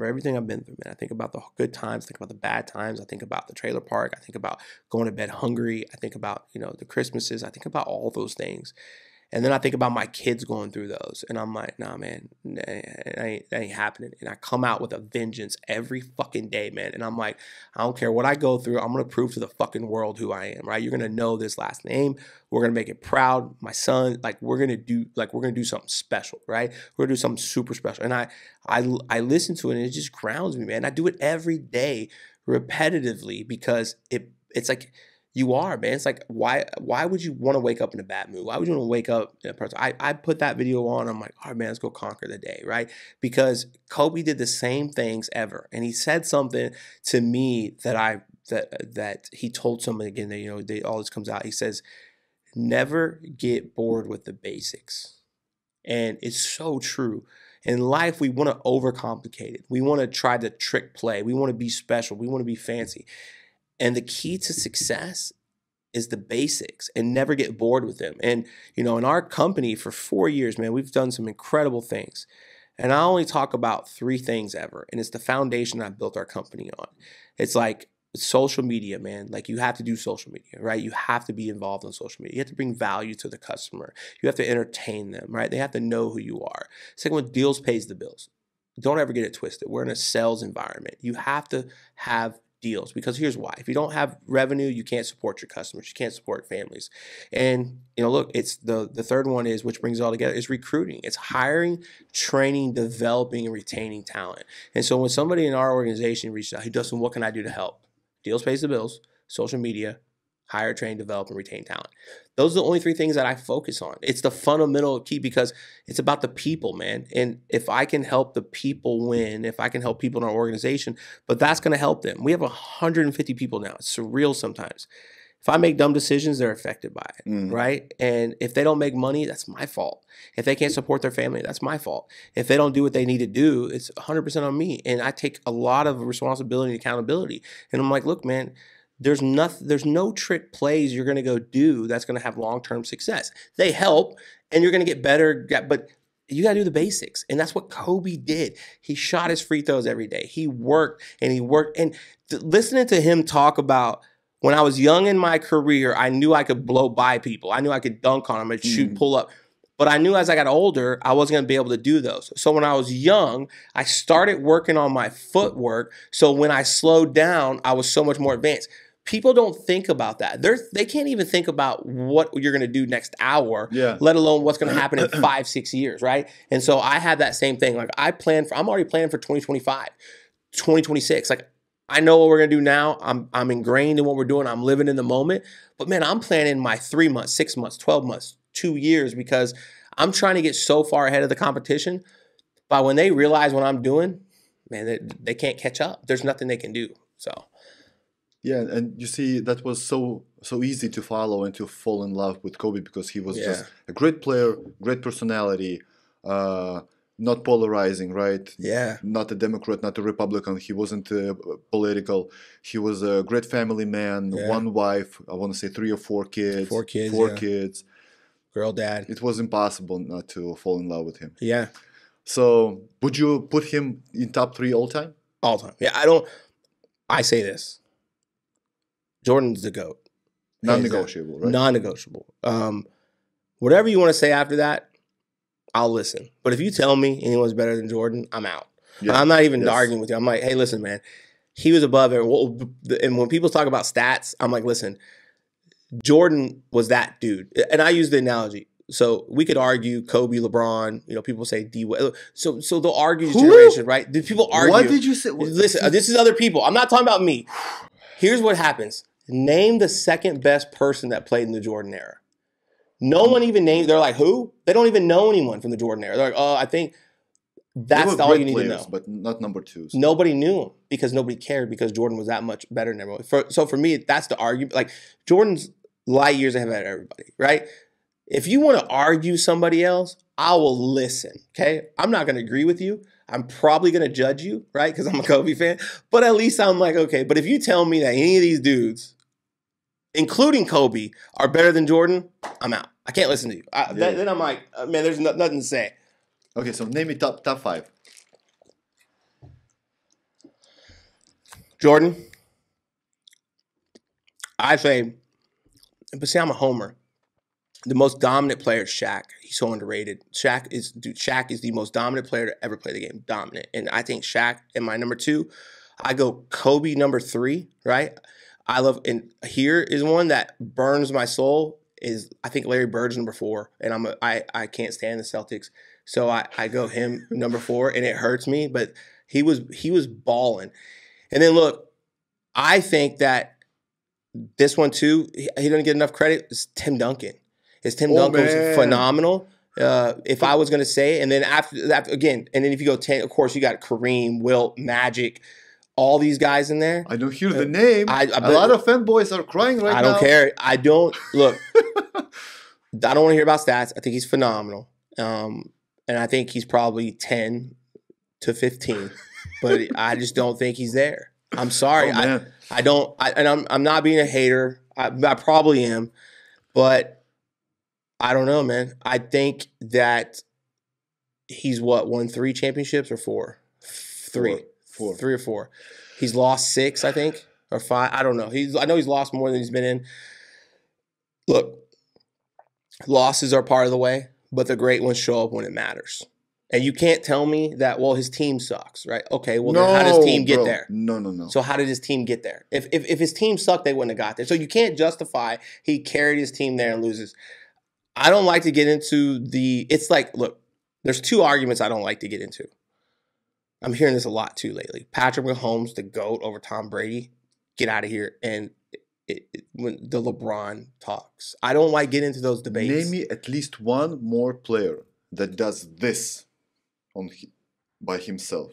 Guys crown himself the king. Yeah, you can't do that. You can't do that. Media should do that. Fans should do that. The whole world should do that. The whole world should say, you're the king. You're the king. Self-proclaimed. Doing this? No, you're not. You're not the king. You can do whatever you want. And you're a superstar, a movie star like Jordan. No, you're not. No. Your film flipped. It's a piece of shit. It's terrible. It's terrible. Yeah. Jordan's was great. Yes. Yeah, we still watch it. Amazing movie. Yeah. It's an amazing movie. And I think you got to have, there's this allure of great ones. Kobe, I see Jordan, Tom Brady. You didn't really know much about them when they played. And why? Because they were so focused on what they did. And they didn't care about anything else. They stick to the basics. That was basketball. That was it. And so, man, maybe LeBron gets a bad rap. I got a lot of respect for him as a father because you see he raised great kids. And so as a person, utmost respect, man. I think what LeBron does for his family. None of that stuff. That, for sure. And what he's done with his kids and man, I got a lot of respect for him going to his kids' game. I'm not missing my kids. Respect, man. I'm talking purely basketball. What he's built the schools, I'm talking purely basketball. I just don't think he's in that caliber. And again, he's a great athlete. I think he's the greatest athlete we've actually ever seen in basketball. Athletic ability is insane. It was crazy. But to me, you don't get to, I don't know. Jordan from the free throws? No, I'm just saying this don't fast. think so. I don't think the jump. I'm talking about the fast, the ability, I think he was a phenomenal athlete. But I don't. And I'll say this because I'm a hater. I'm a LeBron hater. So let's just say that. Let's go. I'm a LeBron hater. I apologize. If he would have dedicated himself like Kobe or Jordan did, he could have been better than them. But he couldn't do that. He was too in the limelight, into the crown. He was in all that, right? The celebration, like look what he did with the Mavericks. Like Dirk, I live in Dallas. I'm not a Mavericks fan. I'm a Lakers fan. But when they were making fun of him for being sick and they were up 2-0 and then they turned around and lost, it was just, I think he was on a level of, I'm not saying partying because he wasn't doing that, but I don't think he was dedicated to the practice and the 3-a-days and the intensity that Jordan and Kobe were. You never heard that. Like, if you were slacking off in practice with Jordan and Kobe, even like a Tom Brady, you got reprimanded. Those dudes like punched each other in practice. You've never heard that about LeBron. You've never heard about, oh man, LeBron is practicing for the 4th time today. Maybe he is, but I think if he would have been the greatest to ever do it or in the conversation. I just don't think he is right now. I love that you've mentioned Tim Duncan. Yeah. Because 1995 to 2005, I want to say, 10 years domination by Spurs. Crazy. Duncan Robinson, Manu, Tony Parker. Yeah. Wow. Yeah. And Duncan, I hate Duncan. I hate him. I hate Duncan as a player. Spurs. Yes, not as a person. Yes. He was playing against Lakers all the time and he was scoring 30 plus. He was kind of a boring with all the stupid little move off the glass. I fucking hate him. He's the same. That's with me with the Pacers, Reggie Miller. Yes, hate him. The 3-pointers, man, he was shooting so sharp. I couldn't stand the Pacers. That's amazing team. Just amazing team. Yeah. 1990s, the end of the 90s, in the 90s, 2000s. Yeah. Amazing team. Yeah. So NBA 20 years ago, 30 years ago was amazing. Right now, nobody's watching it. No. How can they manage to pay 20, 30, 10, $5 million a year for almost every player? And you don't there are no names. Watching. Yeah. And no one's watching it. That's what I haven't watched a game in 3 or 4 years. I haven't watched an NBA game. I just know that Luka is amazing. Yeah. Jokic is amazing. Yeah. Who else? Giannis. Yeah, Giannis. Steph Curry. But that's I said that the other day to someone. They're like, man, Steph Curry, they're not even the playoff pitcher. And I go, what? Like, that's how far removed from it I am now. The last like 3 or 4 years, I haven't watched it. I really got out of basketball, football like 3-4 years ago. Probably with a company. I did watch when Tom Brady. I didn't watch any games that year, but I did watch when he went to the Super Bowl with the Bucks. But I didn't watch anything else, and I haven't watched a football game. I don't know. So you said I'm not. I don't know what it is. It's different. I understand it's a business. I don't know. I'm just not into it anymore. I do watch a lot of UFC. No. I remember myself. So for the first time I was watching NBA. That was summer 1998. I was at my grandma's townhouse. Yeah. So one Lithuanian television was doing live events from the NBA Finals. Yeah. And that was Chicago Bulls versus Utah Jazz. And I was like, whoa. It's so intense. Yeah. I was getting up 4 a.m. just to watch this. And it was 10 crazy, years old. Yeah. Crazy. Malone, Stockton, Hornets, amazing team. And they were going toe-to-toe. Yeah.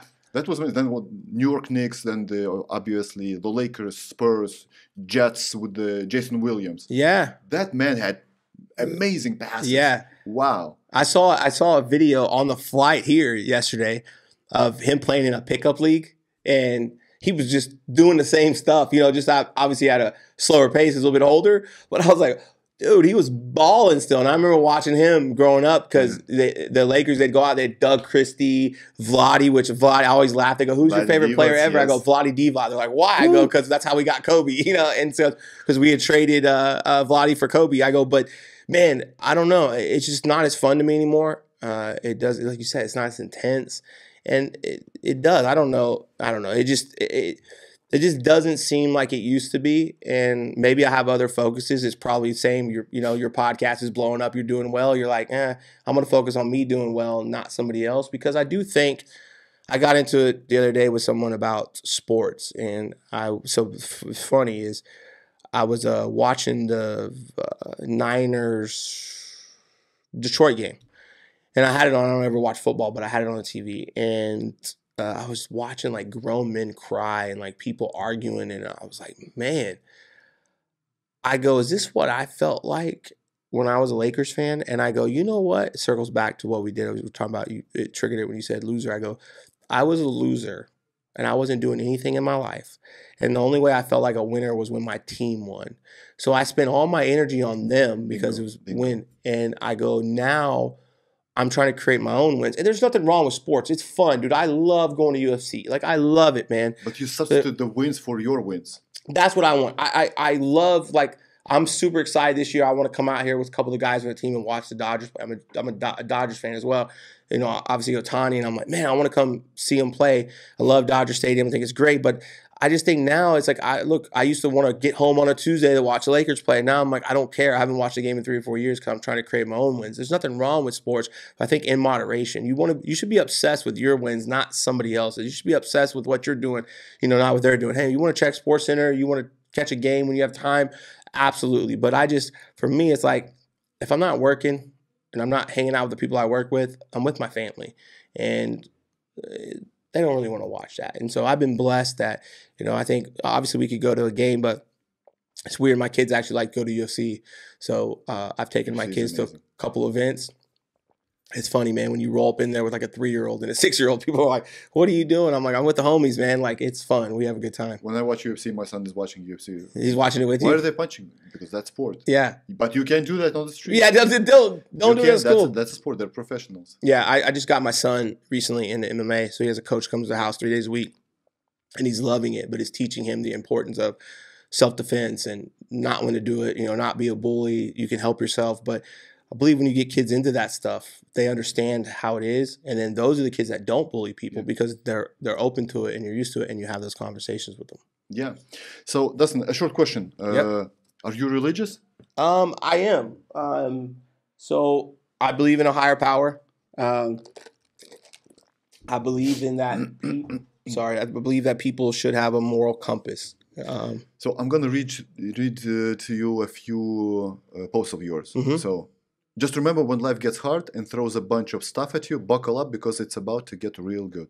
On the other side of trails is triumph. Another one, lead to serve, not to shine.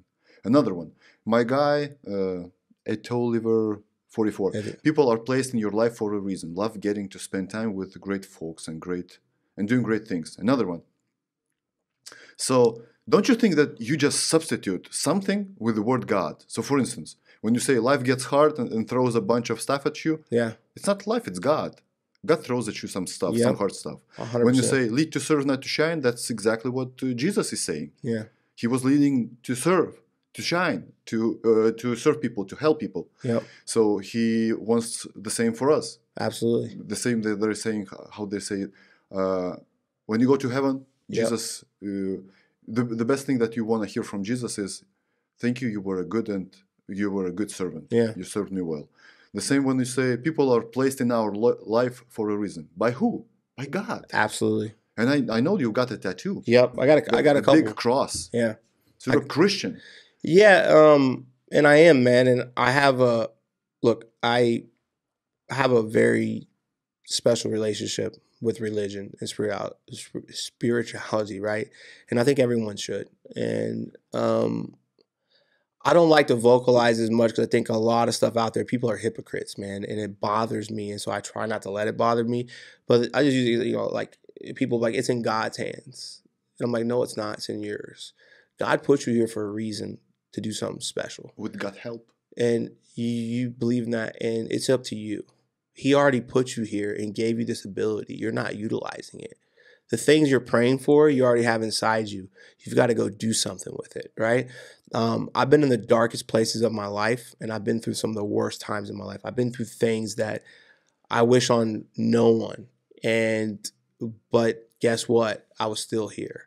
Through all those things, man, I was still here. And so, you know, I believe you should have a moral compass, and I believe that you've got to believe in your God, and you've got to, you know, go all in with that. But I think, you know, I don't, and I understand God forgives and forgives, but you were put here and you were here, of all the things in the world, what does the Gary Vee say? It's like 400 trillion to 1, or that you're born.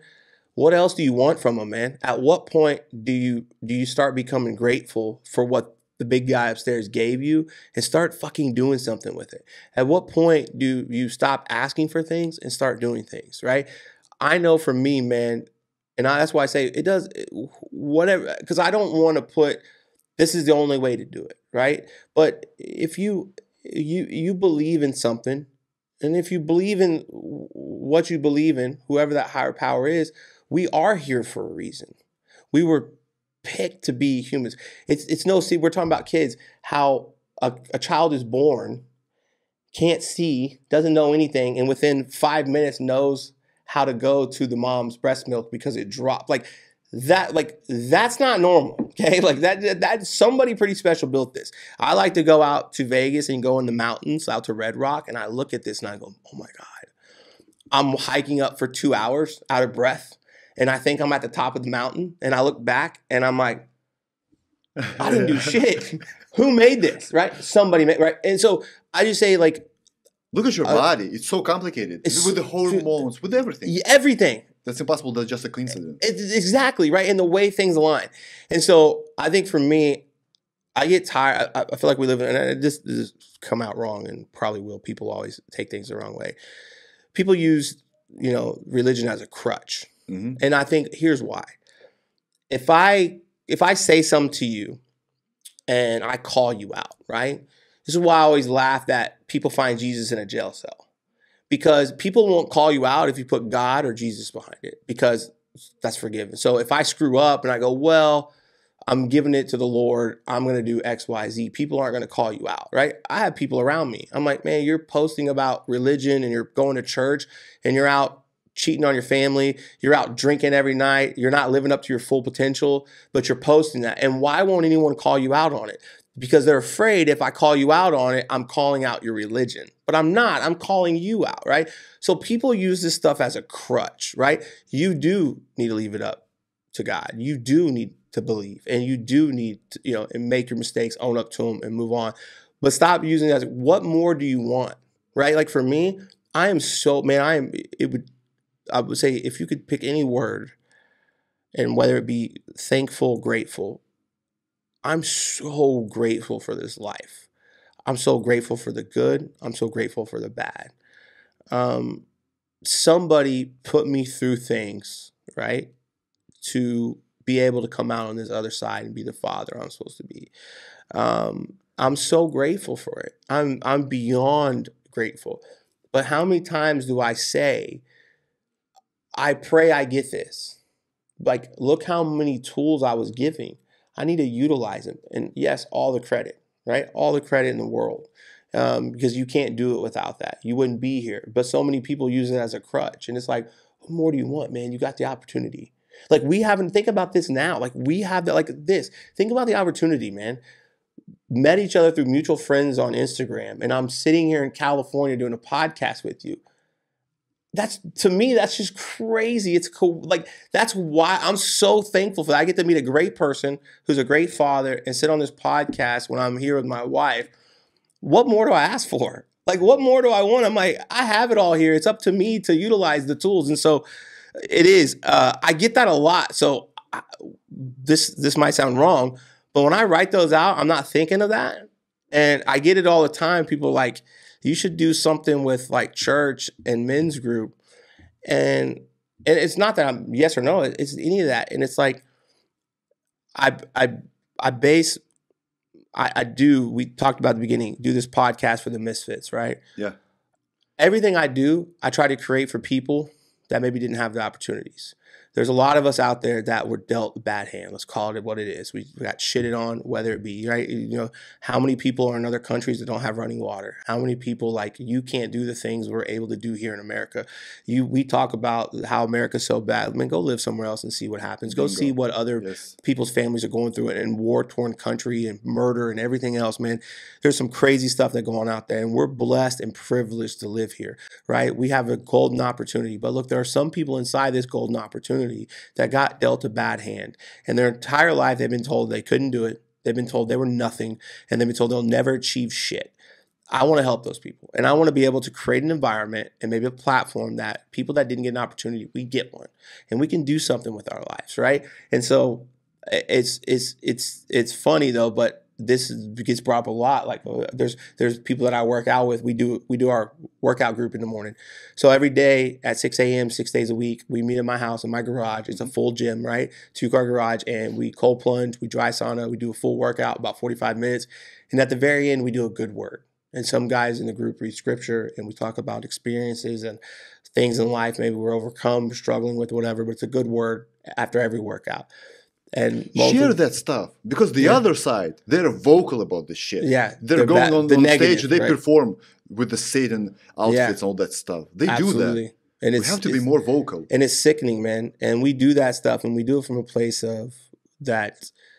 I just want to be the good, man. Like I spent my whole life being bad, and I want to share good into the world, to know that, look, you can, if you chase your goals and dreams and focus on the person you can become, you can be anything in this world you want. And if I can do it, trust me. I had a 1.6 GPA in high school. It took me 5 years to graduate high school.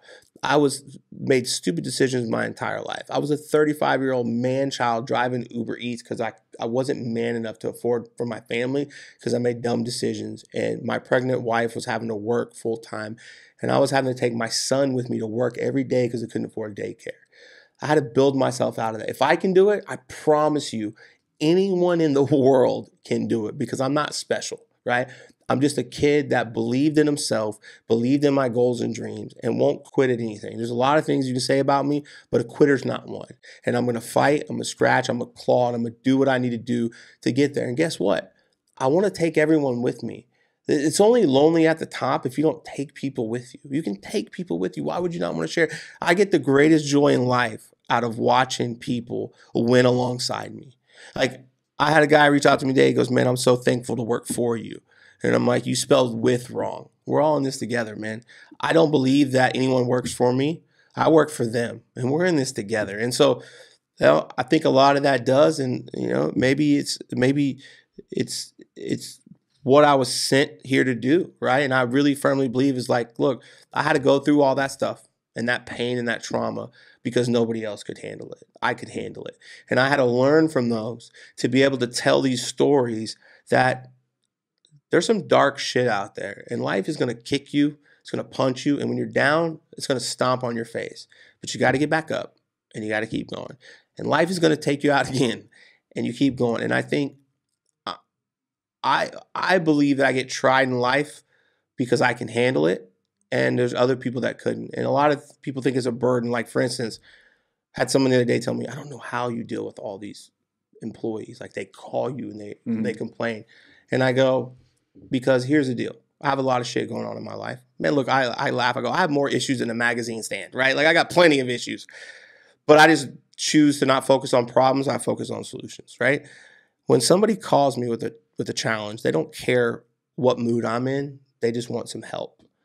They could have called anyone in the world. They called me. They believe in me. And so if I just blow them off, I'm crushing what they believe in. And I think that a lot of those people aren't able to get through it on their own. And that's why they're calling me. And if I don't help them, then I'm not doing my part. And so take the gifts you were given and utilize it, because you could be the difference in that person's life. And we've all had that person. This whole self-made shit, it doesn't exist. You're not self-made, right? You've had help along the way. I have a ton of help. I wouldn't be here without certain people in my life. You're not self-made. I always laugh at when we do well, we're self-made. When we screw it up, it's his fault. It's like, come on, man. Listen, that's the same thing. When I'm good, it's me. You, yeah. Something's wrong, please God help me. Exactly. When everything's okay, no God, no prayer, no thanks, no gratefulness. Yeah. It's all me. Exactly. Something's wrong, please Please that help was me. me like for 30 years ago. Yeah. I was doing this. But then I realized that that's just not me. And listen, just like you said, 400 trillion to 1, right? Yeah. Me and you.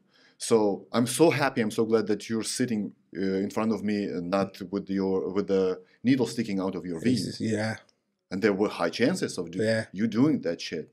But that wasn't your path. You chose another one. So one of the last questions I would like to ask you is because of your quote. So you did this on your Instagram. So you said, the ultimate goal in life is to become who you're supposed to be. Mm-hmm. How to figure this out? Because you have kids, I have a kid. Yep. I want to figure out, I want my son, my future kids to figure out this thing as soon as possible. Yep. So they wouldn't waste any time. Yep. So they would pursue their profession, their career, their business, or their venture, something like that. How do you process this? How to do that? Yeah. So there's a book called Who Not How, right? And I'll start with this first because it all ties together. When you want something in life, right? Let's just say you go, I want to make $1 million this year. Your first thought is, how do I make $1 million? You're gonna start strategy of how do I make $1 million? How many, like let's just use, I gotta sell advertising on my pod, whatever it is, right? I gotta do this, gotta do that. You're always gonna look at how can I make $1 million? The better question is, who can I make it with? Instead of how can I make $1 million, who can I make it with? Who can I help take along for the ride?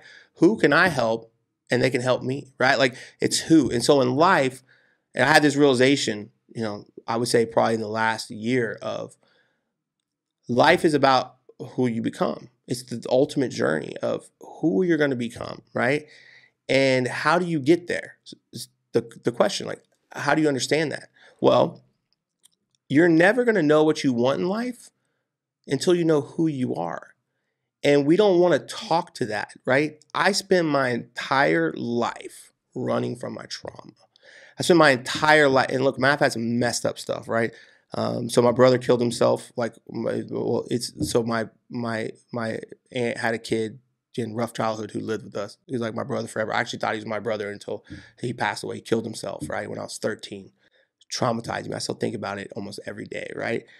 I was sexually abused as a child by someone in the family. Like all the dark stuff, man. Demons. Like if I watch a Law and Order SVU show sometimes, especially having kids, and I see a kid get sexually abused, sometimes I'm like, I fucking turn this off.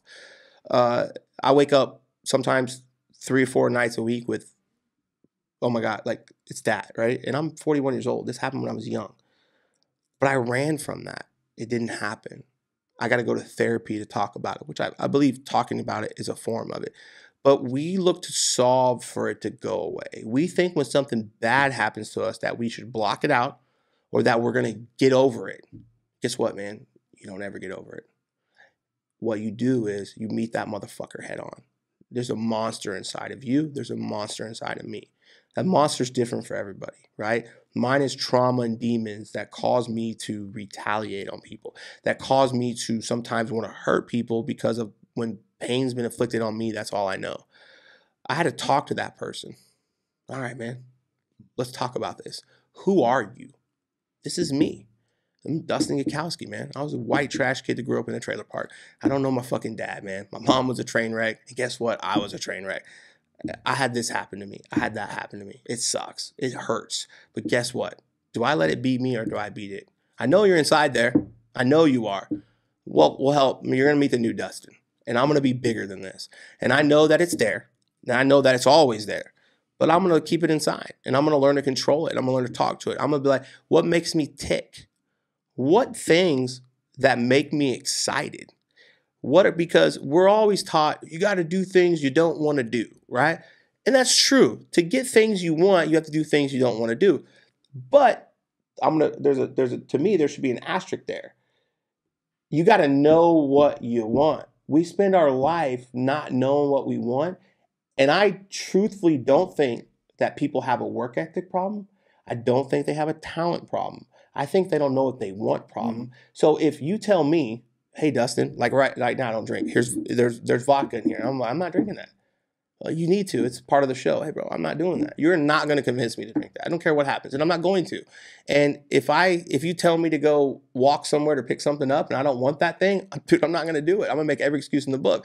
So you don't know what you want, so therefore you don't work hard. Therefore you're lazy. Therefore you quit, right? So in order for me to understand what I wanted, I had to understand who I was. And I had to start understanding like how I tick, like what burned my soul, what made me excited. Well, I'm a competitor.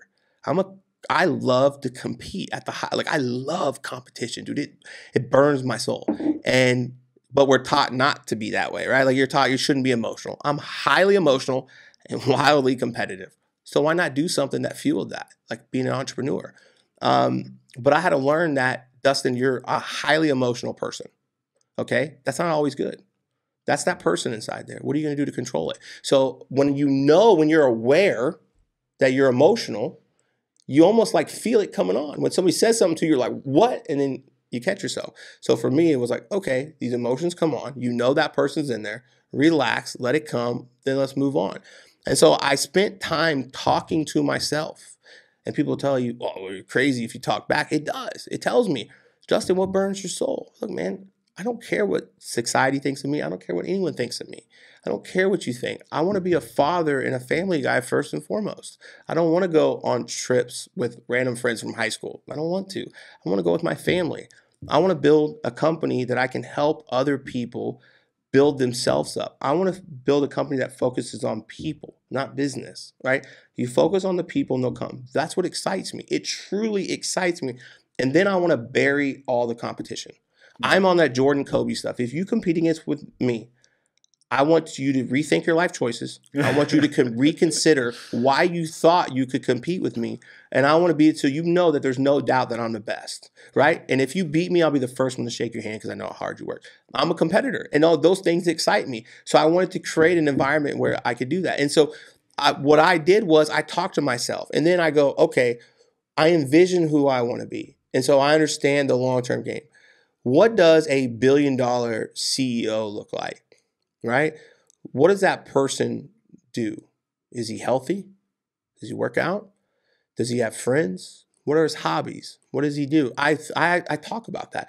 Dustin, if you go out and drink and drive, is that what a $1 billion CEO does? No, he doesn't do that. Put that down. Hey, does he work out? Man, he probably does, because I know being fat, I know being out of shape doesn't help me be a better father, work harder, none of that. He probably works out. He's probably conscious of his health. He's probably, cold plunge is good. Let me do that. Infrared sauna. Let me do that. Breathing treatment. Let me do that. Let me figure out things. And then I align myself with people that I want to be like and that have accomplished what I'm trying to accomplish. And so really understanding, back to your whole beginning, man, it's kind of full circle. I'm a loser. That's where I start. I was a loser. I'm a loser. I'm nothing. I did all these dumb things. Now what? But people want to sugarcoat it. Well, it wasn't my fault. It was my upbringing. No, dude, you're a loser. That's facts. It's straight up fact. I'm a loser. Hey, when I drink, I have a problem. I do stupid shit. Don't drink. And so I talk to this person that I know that I am, but then I talk to the person I want to become. And I set my standards of, look, man, a great father doesn't go out and get liquored up on the weekends. A great father spends time with his kids. A great father is conscious of his health and what he puts in his body so he can be there for his children. A great husband does these things, right? A great CEO cares about his people. You read these books of people that impacted the world. How did they do it? Well, they cared about people. So I'm going to be that. So how do I do that? Well, I probably need to read books on leadership.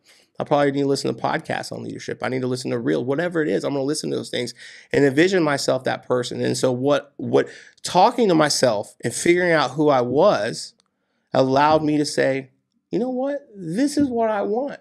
I thought I wanted the money because I was a dirt poor kid. So money made me happy. It didn't. I thought the house would make me happy. It doesn't. I thought the car would. It doesn't. I thought all these things would make me happy, and they don't. They're nice to have. What makes you happy? Man, going on a family trip with my kids and watching their memories, that makes me happy. Watching someone on our team that had nothing get something. Watching someone's progression over the last 3 years of our company become a leader, creating a future leader. That's what makes me happy, right? So I just focus on that. And so now when bullshit comes up, like the average person's like, oh man, I can't believe this happened today. I'm like, I don't care because I know where I'm going. So when this comes at me, it doesn't derail me because I'm like, okay, I'm going here. This happens, I'm going here. Same as a person. Dustin, let's go out and party tonight. No. Why? I'm going here. I'm going here. That's not part of it. Is this going to help me get there? No. They're like, well, do you want to go out and drink and party? Yes. Hey, man, it sounds like a great time to go out to Vegas with the boys, get blackout drunk, make some fun, dumb decisions, and recreate the hangover. It sounds like a great time, but that's not where I'm going. Very short pleasure. That's very short, yeah. Just like being unfaithful. You stick your dick into the vagina for 5 minutes. That's it. What happened? And what happens next? Like, fuck, I gotta hide it. My wife's gonna know it. I'm gonna have an argument. Maybe we're gonna have a divorce. My kids. That's just not worth it. It's not Those worth it. 2 minutes, bro. That's too. If you want that girl so much, it's 2 minutes. That's it. Max. Exactly. For 2 minutes. Exactly. Go jerk off. Like, go do something. Yeah. Exactly. And so that's it, man. I think we're shied away from. I think it's a quote. I don't know who said it, but I heard it on Joe Rogan, and I think it was with the Jordan Peterson, and which, by the way, Jordan Peterson is phenomenal. Joe Rogan, amazing. But, they said it on his podcast that it's better to be a warrior in a garden than a gardener in a war. Yeah. And that's what I feel like, man. And that's why, I train to do some MMA. We work out in the morning. I train to do those things, to fight those demons that happen, that's always back there. But when I started focusing on who I wanted to become, it'll look, I think a lot of people, this is what I said. A lot of people out here in this world are students pretending to be teachers. Bingo. Right? And when you realize that you're a student, the world becomes your library when you let go of that ego. Kobe said that. And you get, dude, it is crazy. And I felt like my entire life, I was a student pretending to be a teacher, pretending to be somebody. And now I'm just a student of the game. I study everyone around me, man. And I'm okay with that. And I want to learn from them. And look, dude, if there's something you do better than me, I want to learn it, steal it from you, and have it. And like it's almost like, to me, it's an honor. If people like, they're copying you, let them. Because I'm never going to execute it as good as you, right? But can I get better? So I think it's just that fundamental core value of being the person when it comes, and understanding it's a feeling. It's like everything else. To me, anxiety is not real. It's a feeling, right? Happiness is a feeling. Sadness is a feeling. Excitement is a feeling. I'm definitely afraid of heights. I own a roofing company. I had to get over it. I laugh at how some people go skydiving and think it's the greatest thing in the world. Hey, bro, I promise you, you can offer me $1 billion and I'm not skydiving. Why is that different? Why do I get in the plane and freak out and somebody else gets excitement? It's just a feeling and it's going to pass, right? So I focus on this person I'm going to become, and what does he look like, man? What does that guy do? Who is he helping? Who's around him? What do his kids think of him? What does his wife think of him? Those 3 to 5 people that are close in your circle, what do they say about him? Those 15 to 20 that are right outside his circle that are still pretty close, what do they say about him? What kind of impact are you creating on the world? What kind of impact are you creating around your people? What value are you bringing? What are you listening to? How are you getting better? What's your self-help? And when you start focusing on creating that person of who you want to become, that allows you to know what you really want. And then I think it's this human nature of, when you're chasing your dreams and you're chasing your goals, there's some type of endorphin. There's something that's released that makes you a better person, because it makes you who you are. But you won't. The whole world, we're taught to chase your goals and dreams, to find out your passion in life and what you want to do. But nobody talks about find out who you are first and who you want to become. And once you do that, then you'll figure out what you want to do and your passion. And so for me, it's worked. That's called mindful life. Yeah. So the last question on my podcast is always the same. So let's have 2 assumptions with you, Dustin. Absolutely. So assumption number 1 is the President of the United States is the most powerful human being on planet Earth. Okay. Assumption number 2 is you become one. You become the President of the US. Ooh. The Secret Service comes to you and says, hello, Mr. President, we love you, we support you. Congrats, we're on your side, and we know all the answers, right? We know all the answers in the world. You ask us, we give you a straight answer. You'll know the truth. What would be your first question? Wow. If you could have, any question,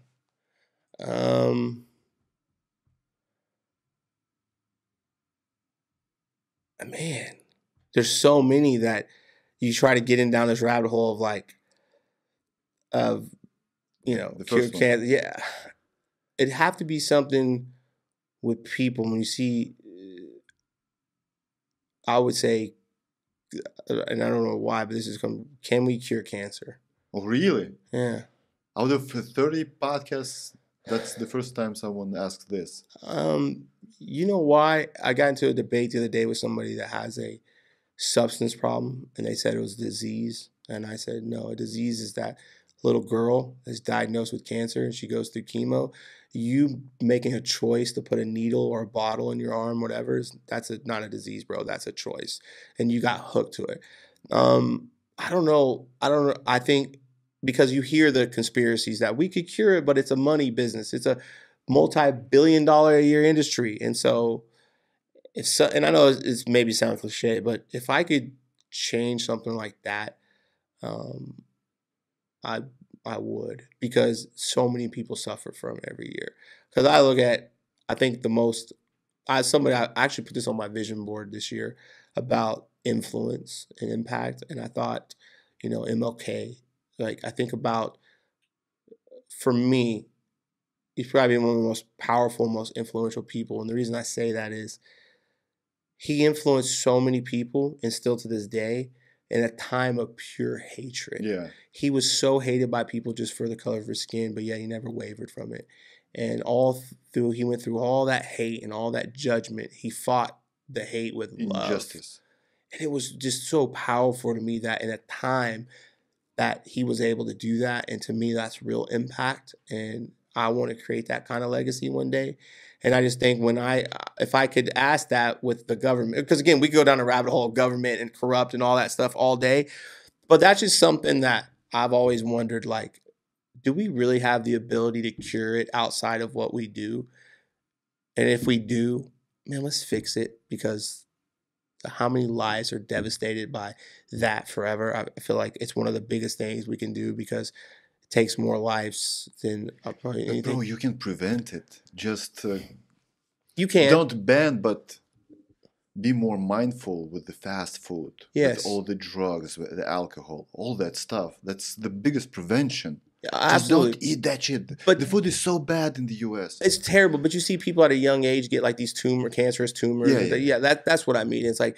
But that's like, I want to say 1%? It's 1%. They put them through this crazy traumatic chemo, and I'm like, man, that's out of the goes. And of course, there's like other questions, like, like hey, aliens really exist? Like stuff like that, like more fun, but I think impactful question. You ask whether aliens exist or not. Mm-hmm. They say yes, they do. You as a president, would you expose it to the public? No. Why? That's the biggest problem. Just like you, that's the problem with No. Here's why I would say it. If you do, it's going to create chaos. Like, it's going to create people can't handle it. Most people can't. I would tell some, but I don't know. I do believe transparency breeds trust, man. But what if they came out today and said there's aliens? People would freak out. Like, what would they do? What would you do? I would find out what you can do. And I would like, okay, let's say they told me this. If there was I would find out what's the solution. Okay, like, what are we up against? Like, is it like really like they could just wipe us out? No, they're just saying there was an encounter. Yeah, there's an encounter every year. Nothing happens. Yes, so there's an encounter every year. There's people out there. All the intelligence we have is friendly. I would 100% release it. Oh, I would 100% release it. Here's why: because transparency breeds trust. Now, if we had a problem where they're like, they could wipe us out and we didn't, and some come up. If you create the chaos, it would do more damage than it would good. And so I would people couldn't handle it. Almost like that Batman, man. Bro, you live long enough, like Batman says it, you live long enough to see yourself the hero or become the villain. And I wear the mask because other people can't handle it. And I feel like there's a lot of times, and I use Michael Myers, man. Michael Myers wears the face because it's no emotion. And so sometimes in business, you have to make decisions that create no emotion because you have to. Because here's the problem. When somebody's in your organization or in your life and you care about them, but they're a cancer, they're evil, and they got to be left, but they have a family and you care about them. And if you let them go, they can't feed their family, but their inability to do what they need to do is hurting other people. What do? Because you're now putting this family in jeopardy because of them. So I use the Batman, the Michael Myers. You got to put the mask on, and there's no emotion. It's like Kobe, Michael Myers. It's the black Mamba. You put in that. If there are aliens that want to destroy us, what are we gonna do? We gotta call Will Smith. Yeah, we're gonna call Independence. We gotta get out of the Washington, the White House, right? Yes. The Empire State Building. Get the hell out of there. Call the Will Smith. Yes. See, and the president of the U.S. They're going to go together. They're going to smash. And they're going to take them on. Yes. I'm going to get in a plane and take them all down. Yes. Yes. If we can all you do need that, is Will Smith. If I have Will Smith, I'm with him. Maybe get Chris Rock too, because he could take a slap from Will Smith, right? Yes. If we could do something like 100%, I would say. But I think people would go chaotic. They go crazy, tear it apart. They would. Yeah. So I was just, no, man, we can't do that. Ah! Yeah, 100%. So Dustin, amazing 2 hours. Thank you for the energy. Thank you for your authenticity. Thank you for opening up. Thank you for coming straight from Dallas. Absolutely. And God bless you. God bless you, all your family, all your kids, future kids. I hope you're going to get more kids, your wife. God bless you all. Same to you, man. I appreciate you having me on, and I appreciate the questions. I appreciate the time, man. It's great. I've been looking forward to it, and I'm blessed to be here. Same to you and your family. Thanks for all you're doing, because you're putting stuff out there that's amazing, and people can learn from it. And so people should go check it out, because I like that you have something for everybody, right? And that's rare. And so I appreciate you for allowing me to be open, authentic, transparent, and asking questions that you're doing this to help other people. And that's powerful, man. So I thank you for that. Thank you. And to all those misfits, losers, foster childs with drunk addicts, alcohol addicts, everything, there is hope. There's hope. Is it here? Look, is it right there? Is that the one? Yeah. Look, if you're going through stuff, we all are. Don't quit. Don't get discouraged, and don't give up, right? There is hope for you. You just got to be obsessed with getting better and realizing nobody's coming to save you. There's not some secret shortcut. There's not a pill. There's nothing that's going to save you but you. You have to own it. You have to be accountable and have extreme ownership of everything you do. It's your fault. Yes, you're a loser, but you can get better and you can do more. It's going to take time. Overnight success typically happens in 10 to 15 years.